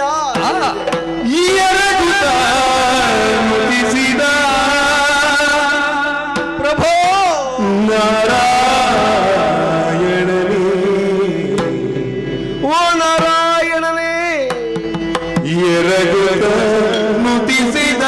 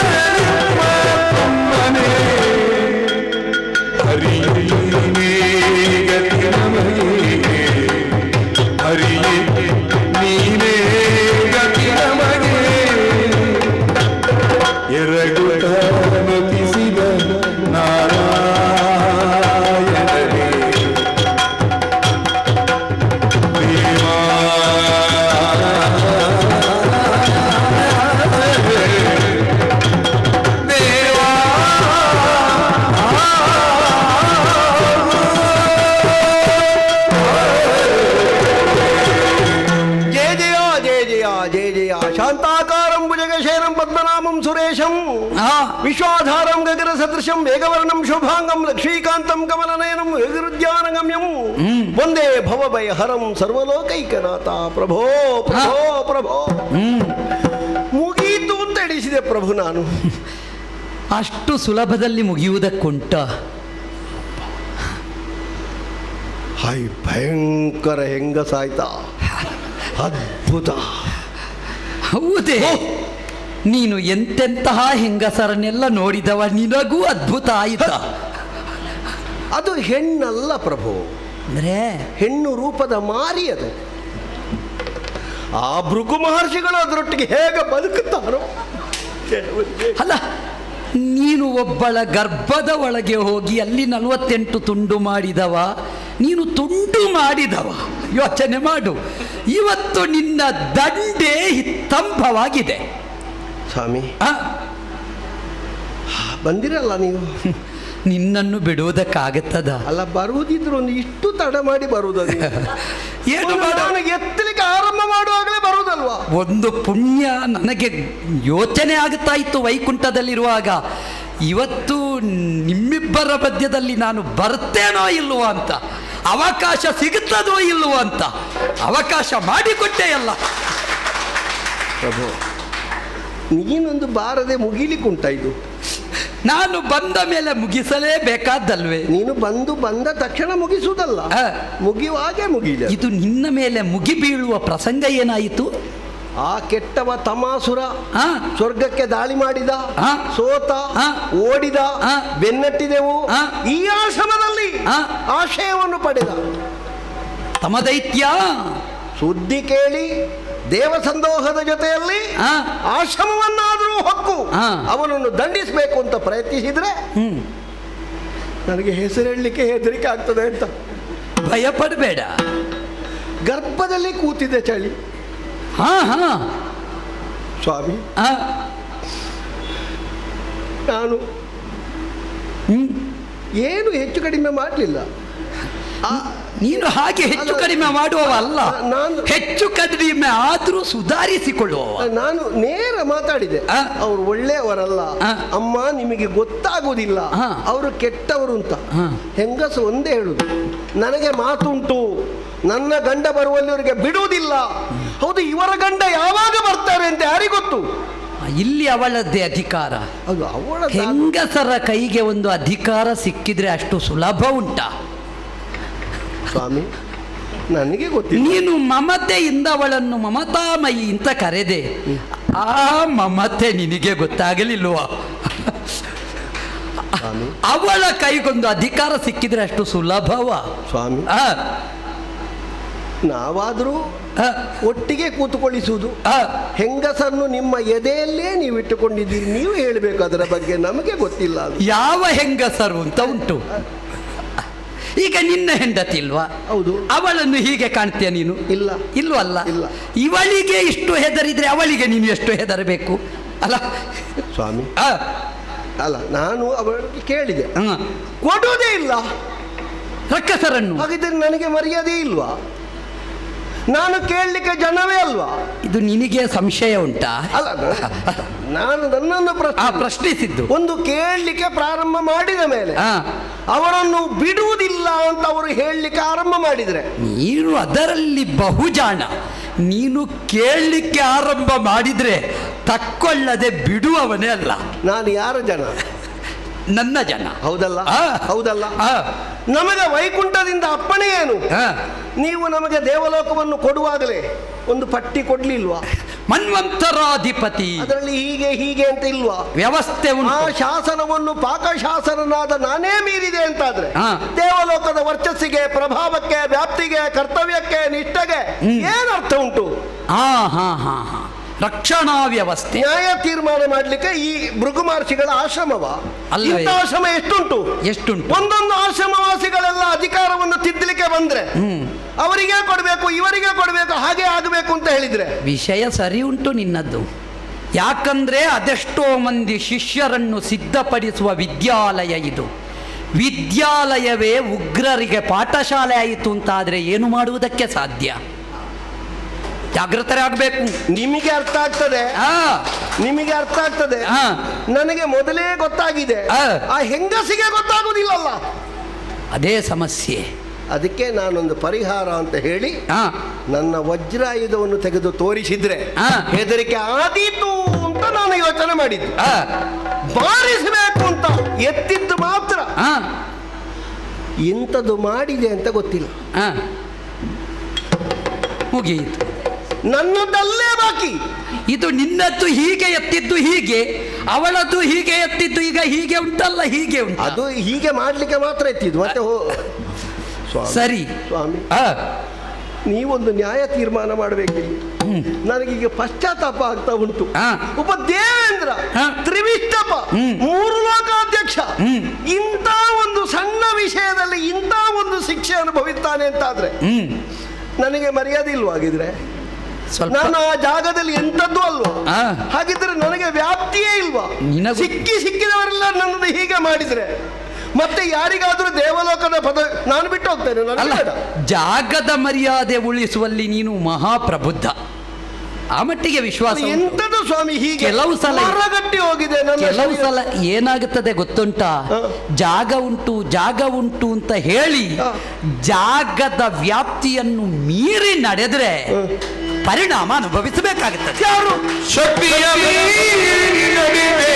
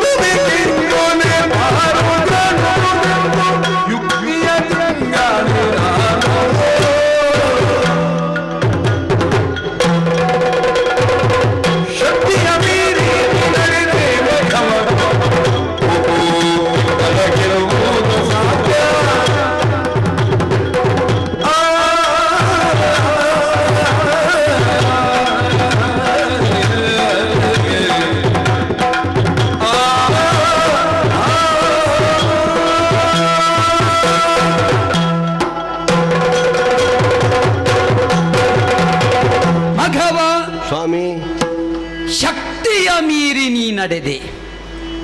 ಯಾವುದು ಶಕ್ತಿ? ಕೊರಳ ಸಾಮರ್ಥ್ಯ ಬರಿತು ನಾವು ಭಾರವನ್ನು ಹೊರಿಸಬೇಕು. ಹೌದು. ಕೊರಳಲ್ಲಿ ಎಷ್ಟು ಸಾಮರ್ಥ್ಯ ಇಲ್ಲದವರಿಗೆ ಹೊರಿಸಿದ್ರೆ ಏನಾಗುತ್ತದೆ? ಕೊರಳು ತುಂಡಾಗ್ತದೆ ಅಲ್ಲವೇ? ಹೌದು. ಹೊರುವವ ಯೋಚನೆ ಮಾಡಬೇಕು ಎಷ್ಟು ಹೊರುವುದಕ್ಕೆ ಸಾಧ್ಯ ಎನ್ನುವುದನ್ನು. ಕೆಲವು ಸಲ ಹೊರಿಸುವವರು ಯಜಮಾನರಾದ್ರೆ ಹೊರುವವರು ಅನಿವಾರ್ಯ, ತಲೆ ಕೊಡದೆ ಗೊತ್ತಿಲ್ಲ. ಆದ್ರೆ ನೀನು ಹಾಗಲ್ಲ, ನೀನು ಯಜಮಾನನ ನೆಲೆಯಲ್ಲಿದ್ದೇ ಹೊರುವುದಕ್ಕೆ ಮುಂದಾದೆ. ಶಕ್ತಿಯ ಮೀರಿ ಯಾಕೆ ನಡೆದೆ ಅಂತ ಆಡಿದೆ? ಯೋಚನೆ ಮಾಡು. ಕೆಲವೊಂದು ಸಲ ಯುಕ್ತಿ ಮಾರ್ಗವೂ ಅಗತ್ಯವಾಗಿ ಬೇಕಾಗುತ್ತದೆ. ಖ್ಯಾತಿ ದೇವಿ ರಕ್ಕಸರಿಗೆ ತಾನು ಆಶ್ರಯ ಕೊಟ್ಟಿದ್ದಾಳೆ. ತನ್ನ ಮಾತನ್ನು ಉಳಿಸುವುದಕ್ಕೆ ಬೇಕಾಗಿ ಅವಳು ಮುಂದಾಗಿದ್ದಾಳೆ ಅನ್ನುವುದಷ್ಟೇ ನಿನಗೆ ಸೀಮಿತವಾಯಿತು. ಕೆಟ್ಟವರಿಗೆ ಆಶ್ರಯ ತಾಣವಾಗಿ ಪರಿಣಮಿಸಿತು ಭೃಗು ಮಹರ್ಷಿಗಳ ಆಶ್ರಮ ಎಂಬ ಕಾರಣದಿಂದ ಅವಳನ್ನು ದಂಡಿಸ್ತೇನೆ ಅಂತ ನೀನು ಮುಂದಾದೆ. ಯೋಚಿಸು, ಅವಳಲ್ಲಿ ಅಷ್ಟು ಶಕ್ತಿ ಇಲ್ಲದೆ ಇದ್ರೆ ನಿನಗೆ ಶಾಪ ಸಿಗ್ತಾ ಇತ್ತಾ? ಅಲ್ಲ, ಅವರಲ್ಲಿ ಇರುವುದು ಬೇರೆ ವಿಷಯ. ಈಗ ನನಗೆ ಈಗ ಪಶ್ಚಾತ್ತಾಪ ಏನು ಕೇಳಿದರೆ ಅವರಲ್ಲಿ ಎಷ್ಟೇ ಇರಲಿ, ಈಗ ನನಗೆ ಶಾಪ ಸಿಕ್ಕಬೇಕು ಅಂತಾದ್ರೆ ಅಥವಾ ಶಾಪಕ್ಕೆ ನಾನು ಪಾತ್ರನಾಗಬೇಕು ಅಂತಾದ್ರೆ ನನ್ನಲ್ಲಿ ದೋಷ ಇರಬೇಕಲ್ಲ. ನಿನ್ನಲ್ಲಿ ದೋಷ ಉಂಟು ಎನ್ನುವುದೇ ಅರ್ಥ ಅಲ್ಲ. ಬಾಕಿದ್ದವರಲ್ಲಿ ಎಷ್ಟು ಉಂಟು ಎನ್ನುವುದಕ್ಕಿಂತಲೂ ನಾವು ದುರ್ಬಲರಾಗದೆ ಬಾಕಿದ್ದವರದ್ದು ಪ್ರಭಾವ ಬೀರೀತೋ. ಇಲ್ಲಿ ನೀನು ಕೆಟ್ಟವ ಅನ್ನುವುದು ಇದರ ಅರ್ಥ ಅಲ್ಲ. ಮತ್ತೆ ಬಂಗಾರದ ಸ್ತಂಭ ಒಂದಿರುತ್ತದೆ, ಎದುರಲ್ಲಿ ಧೂಳು ಇರ್ತದೆ. ಗಾಳಿ ಬರುವಾಗ ಧೂಳು ಬಂಗಾರವನ್ನು ಅಂಟಿಕೊಳ್ಳುತ್ತದೆ. ಹಾಗಿದ್ರಲ್ಲಿ ಏನು ಹೇಳುವುದು? ಬಂಗಾರ ಧೂಳು ಅಂಟುವುದು ಅಂತ ಕೇಳಲಿಕ್ಕಿಲ್ಲ. ಅಂಟಿದ ಧೂಳನ್ನು ಒರೆಸುವ ಕೆಲಸ ಮಾಡಬೇಕು ಅಲ್ವೇ? ಧೂಳು ಯಾರು, ಬಂಗಾರ ಯಾರು? ಅವಳ ಶಾಪವೆನ್ನುವ ಧೂಳು ಬಂಗಾರ ಸದೃಶನಾದ ವಜ್ರಧರನಾದ ನಿನಗೆ ಅಂಟಿದೆ. ಅಂಟುವುದಕ್ಕೆ ಕಾರಣವಾದದ್ದು ಬಂದ ಬಿರುಗಾಳಿ, ಶಾಪ. ಹಾಗಿದ್ರೆ ಶಾಪ ಯಾಕೆ ತಟ್ಟಿತು? ಅವಳಲ್ಲಿ ಅಷ್ಟು ಪಾತಿವ್ರತ್ಯದ ಬಲ ಉಂಟು. ಅವಳು ಮಾಡಿದ ಕರ್ಮ ಏನು ಎನ್ನುವುದಕ್ಕಿಂತಲೂ ಪತಿವಾಕ್ಯೋಲ್ಲಂಘನೆಗೆ ಅವಳು ಮನಸ್ಸು ಮಾಡಿಲ್ಲ. ಅವಳ ಗಂಡ ಹೇಳಿದ್ದಾನೆ, ನೀನು ರಕ್ಕಸರಿಗೆ ಆಶ್ರಯ ಕೊಡು ಅಂತ ಹೇಳಿಲ್ಲ, ಕೊಡಬಾರದು ಅಂತಲೂ ಹೇಳಿಲ್ಲ. ಪತಿವಾಕ್ಯವನ್ನು ಪೂರ್ಣಗೊಳಿಸುವಲ್ಲಿ ತನ್ನ ಕರ್ಮವನ್ನು ಆಕೆ ನಿಷ್ಠೆಯಿಂದ ಮಾಡಿದ್ದಾಳೆ. ಆದ್ದರಿಂದ ಅದನ್ನು ವಿಚಾರಿಸುವುದು ನಿನ್ನ ಅಪರಾಧವೇ ಅಲ್ಲ, ವಿಚಾರಿಸಬಹುದು. ವಿಚಾರಿಸಿದ ಮೇಲೆ ದಂಡನೆಗೆ ಹೊರಟದ್ದು ಅದು ನಿನ್ನ ತಪ್ಪು. ದಂಡನೆ ಕೊಡ್ಲಿಕ್ಕೆ ನಾನಲ್ವಾ? ಮತ್ತೆ ನಾನು ದೇವಲೋಕದಲ್ಲಿ ಪಾಕಶಾಸನ. ಮತ್ತೆ ನಾನು ಯಾಕೆ? ಅಲ್ಲ, ಎಲ್ಲಾ ಜಾಗಕ್ಕೂ ನಿಮ್ಮನ್ನು ಕರೆದ್ರೆ ನಿಮಗೆ ಅದೇ ಕೆಲಸ ಅಲ್ಲ? ಎಲ್ಲಾ ಜಾಗಕ್ಕೂ ನೀನೇ ದಂಡಿಸುವುದಕ್ಕಿರುವವನ ಅಲ್ಲ? ಇಲ್ಲಿಗೆ ಅಲ್ಲ ಬಂದದ್ದು ನಾನೇ ಅಲ್ವಾ? ಕೆಲವು ಸಲ ನಿನಗೇನಾದ್ರೂ ಆಪತ್ತು ಬಂದ್ರೆ ಯಾರು ಬರ್ಬೇಕಾದವ? ನೀವೇ ಅಲ್ವೇ? ಈಗ ನಿನಗೆ ಆಪತ್ತು ಬಂದ ಮೇಲೆ ನೀವೇ ಬಂತು ಯಾಕೆ ಅಂತ ಸಂಶಯ. ಇಲ್ಲಿ ಈಗ ಯೋಚನೆ ಮಾಡು. ನೀನೊಬ್ಬ ಧರ್ಮಾಧ್ಯಕ್ಷನಾಗಿ ಧರ್ಮಾಧಿಕಾರಿಯಾಗಿ ಒಂದು ವೇಳೆ ನಿನ್ನ ಬಡಿಯುವಿಕೆಯಿಂದ ಅವಳು ಸತ್ತಳು ಅಂತ ಇದ್ರೆ ನಿನಗೆ ಪಾಪ ಎಷ್ಟು ಬರ್ತದೆ? ಮಾಡಿದ ಆಶ್ರಯ ಮುಖ್ಯ ಅಲ್ಲ, ಬ್ರಹ್ಮಹತ್ಯಾ ದೋಷ ಬರ್ತದೆ, ಸ್ತ್ರೀ ಹತ್ಯಾ ದೋಷ ಬರ್ತದೆ. ಹೌದಾ? ಎರಡು ಪಾಪ ನಿನಗೆ ಅಂಟಿಕೊಂಡ್ರೆ ಪರಿಹರಿಸಬೇಕಾದವರು ಯಾರು? ಈಗ ಬ್ರಾಹ್ಮಣನನ್ನು ಕೊಂದ್ರೆ ಬ್ರಹ್ಮಹತ್ಯೆ, ಬ್ರಾಹ್ಮಣತಿಯನ್ನು ಕೊಂದರೂ ಬ್ರಹ್ಮ ಅದೇ ಬರುವುದು. ಎರಡೆರಡು ಬರ್ತದೆ. ಕೆಲವರು ಹೇಳ್ತಾರೆ ಬ್ರಹ್ಮಗಂಟಿನಲ್ಲಿ ಜನಿವಾರದಲ್ಲಿ ಇರುವುದು ಅಂತ. ಹೆಂಗಸಿಗೆ ಜನಿವಾರ ಇಲ್ಲ? ಖಂಡಿತ ಅಲ್ಲ. ಪತಿ ಸೇವೆಯಲ್ಲಿ ಪರಾಯಣೆಯಾಗಿದ್ದಾಳೆ, ಪತಿ ಅರ್ಧ ಸತಿ ಎಂತದ್ದು ಬರುವುದಿಲ್ವ ಅದು? ಈಗ ವಿಷಯ ಅದಲ್ಲ, ನನಗೆ ಅನುಮಾನ ಇರುವುದು. ಈಗ ಇಷ್ಟು ಗೊತ್ತಾಗಿ ನೀವು ಆಗಲೇ ಬರ್ಬೋದಿತ್ತಲ್ಲ? ಅಲ್ಲ, ನೀನು ಭರಿಸಬೇಕಲ್ಲ. ಈಗ ನಿನಗೆಲ್ಲ ಬರ್ಲಿಕ್ಕೆ ಹೇಳಿಕೆ ಬೇಕು. ನಾನು ಹೇಳಿಕೆ ಇಲ್ಲದೆ ಬರ್ಲಿಕ್ಕಿರುವವನ? ನಿನಗೆ ಮೊದಲೇ ಸ್ತುತಿ ಮಾಡಬಹುದಿತ್ತಲ್ಲ. ಈಗ ಅವಳು ತಡೆದಳು. ಆ ಕಾಲದಲ್ಲಿ ಕೊಡುವುದಿಲ್ವಾ? ನಿನ್ನನ್ನು ವಿಚಾರಿಸುವುದಕ್ಕೆ ಇನ್ನೊಬ್ಬರಿದ್ದಾರೆ. ಹೌದಾ? ನನಗೊಂದು ಅನುಮಾನ ಉಂಟು. ಏನು? ಈ ಪ್ರಸಂಗ ಮುಗಿಸುವುದು ನೀವೇ. ಅವಳಲ್ಲಿ ಇದ್ದಷ್ಟು ದೇವೇಂದ್ರನಿಗೆ ಪ್ರಭಾವ ಮೀರ್ಲಿ, ಮತ್ತೆ ಹೋಗುದು ಅಂತ ಇದ್ರ ಅಂತ. ಖಂಡಿತ ಸಲ ಇರುವಷ್ಟು ಮುಗಿಲಿ, ಮತ್ತೆ ನಾವು ಹೋಗುವ ಅಂತ. ಯಾಕೆ ಮೀರಿ ನಡೆದೆ ಅಂತ ಆಡಿದ್ದು? ಅನುನಿತ್ಯವು ಯಜ್ಞಾಗ್ನಿ ಹೊತ್ತುತ್ತಾ ಉಂಟು. ಅನುನಿತ್ಯವು ಆಚಾರ ಅನುಷ್ಠಾನ ಪ್ರಬಲವಾಗಿ ಉಂಟು. ಕೆಲವು ಸಲ ಈ ಗಂಡಂದಿರು ಬದುಕುವುದೇ ಹೆಂಡತಿಯ ಬಲದಿಂದ ಅಂತ. ಹೇಗೆ? ಹೆಂಡತಿ ಪತಿವ್ರತೆಯಾಗಿದ್ದಳು ಅಂತ ಆದರೆ ಗಂಡನನ್ನಾದರೂ ಉಳಿಸಿಕೊಳ್ಳಬಹುದಾದ ಸಾಮರ್ಥ್ಯ ಇರ್ತದೆ. ಪತಿವಾಕ್ಯ ಪರಾಯಣೆಯಾದ ಖ್ಯಾತಿ ದೇವೇಂದ್ರ ಧರ್ಮಾಧ್ಯಕ್ಷನೇ ಆಗಿದ್ದರೂ ಕೂಡ ಶಪಿಸುವ ಮಟ್ಟಕ್ಕೆ ಮುಟ್ಟುತ್ತಾಳೆ ಅಂತಾದ್ರೆ ಆಕೆ ಪತಿತೆಯಲ್ಲ ಎನ್ನುವುದನ್ನು ನಾವು ತಿಳಿಯಬೇಕು. ಇದೊಂದು. ಇನ್ನೊಂದು, ಮಂತ್ರೋಧೀರ್ಣತೆಯನ್ನು ಹೊಂದಬಹುದಾದ ಬ್ರಾಹ್ಮಣ್ಯದ ದೇಣಿಗೆಯು ಅವಳಲ್ಲಿ ಉಂಟು. ಆ ನಿಟ್ಟಿನಲ್ಲಿಯೂ ಅವಳು ಪ್ರಬಲಲಿದ್ದಾಳೆ. ನೀನು ಯೋಚಿಸಬೇಕಿತ್ತು ಅಂತ ಹೇಳಿದ್ಯಾಕೆ? ಒಬ್ಬ ರಾಕ್ಷಸಿಯನ್ನು ಕೊಲ್ಲುವುದಿದ್ರೆ ಮಾತಾಡ್ತಾ ಇರಲಿಲ್ಲ. ಭೃಗು ಮಹರ್ಷಿ ಬ್ರಹ್ಮಮಾನಸ ಸಂಭವ ತಪೋನಿಧಿ, ಅವನ ಸತಿಯನ್ನು ವಿಚಾರಿಸುವಲ್ಲಿ ಅವಳು ಕೊಡ್ಲಿಲ್ಲ ಅಂತಾದ್ರೆ ಮುಂದಿನ ಭಾಗ ಯಾರು? ಅದು ನಾರಾಯಣ ಅಂತ ಯೋಚಿಸುವುದಕ್ಕೆ ನಿನ್ನ ಆತುರ ತಡೆಯಾಯಿತು. ಅದನ್ನಾಡಿದ್ದು ನಾನು ಮೀರಿ ನಡೆದೆ ಮಗವ, ತಪ್ಪು ಅಂತ ಆಡಿದ್ದಲ್ಲ ನಾನು. ನಿನ್ನ ಯೋಚನಾ ಲಹರಿ ಕೋಪದ ಕೈಗೆ ಸಿಕ್ಕಿ ಈ ರೀತಿ ಮಾಡಿತು. ಆದರೂ ಕೋಪೋದ್ರಿಕ್ತಳಾಗಿದ್ದಾಳೆ ಎನ್ನುವುದನ್ನು ನಾವು ಮರೆಯುವುದಕ್ಕಿಲ್ಲವಲ್ಲ. ಅಯ್ಯೋ, ಅವಳು ಯಾವ ಹೊತ್ತಿಗೆ ಏನು ಮಾಡಿಯಾಳು ಅಂತ ಹೇಳುವುದಕ್ಕಾಗೋದಿಲ್ಲ. ಅವಳಿಗೆ ಮಾಯಾಂಗನ ಎನ್ನುವ ಹೆಸರುಂಟು. ಮಂತ್ರಗಾರಿಕೆಯೂ ಉಂಟು, ತಂತ್ರಗಾರಿಕೆಯೂ ಉಂಟು. ಹಾಗಾದ ಕಾರಣ ಯಾವುದೋ ಪ್ರಬಲ ಧೈರ್ಯವು ಅವಳೊಳಗೆ ಉಂಟು ಎನ್ನುವುದು ಸ್ಪಷ್ಟ. ಈಗ ಮಂತ್ರವಾದಿ ಅಲ್ಲ, ಮಂತ್ರವಾದಿನಿ. ಏನೇ ಇರಲಿ, ನೀನು ಯೋಚನೆ ಮಾಡಬೇಡ. ಈಗ ನಾನು ಬಂದ ಮೇಲೆ ನಿನ್ನನ್ನು ಕಂಡ ಹಾಗೆ ಅವಳು ನನ್ನನ್ನು ಕಾಣುತ್ತಾಳೋ ಅಲ್ಲ ನನ್ನ ಮಾತಿಗಾದರೂ ಬೆಲೆ ಕೊಡ್ತಾಳೋ ಎನ್ನುವುದನ್ನು ಸ್ವಲ್ಪ ಯೋಚನೆ ಮಾಡೋಣ.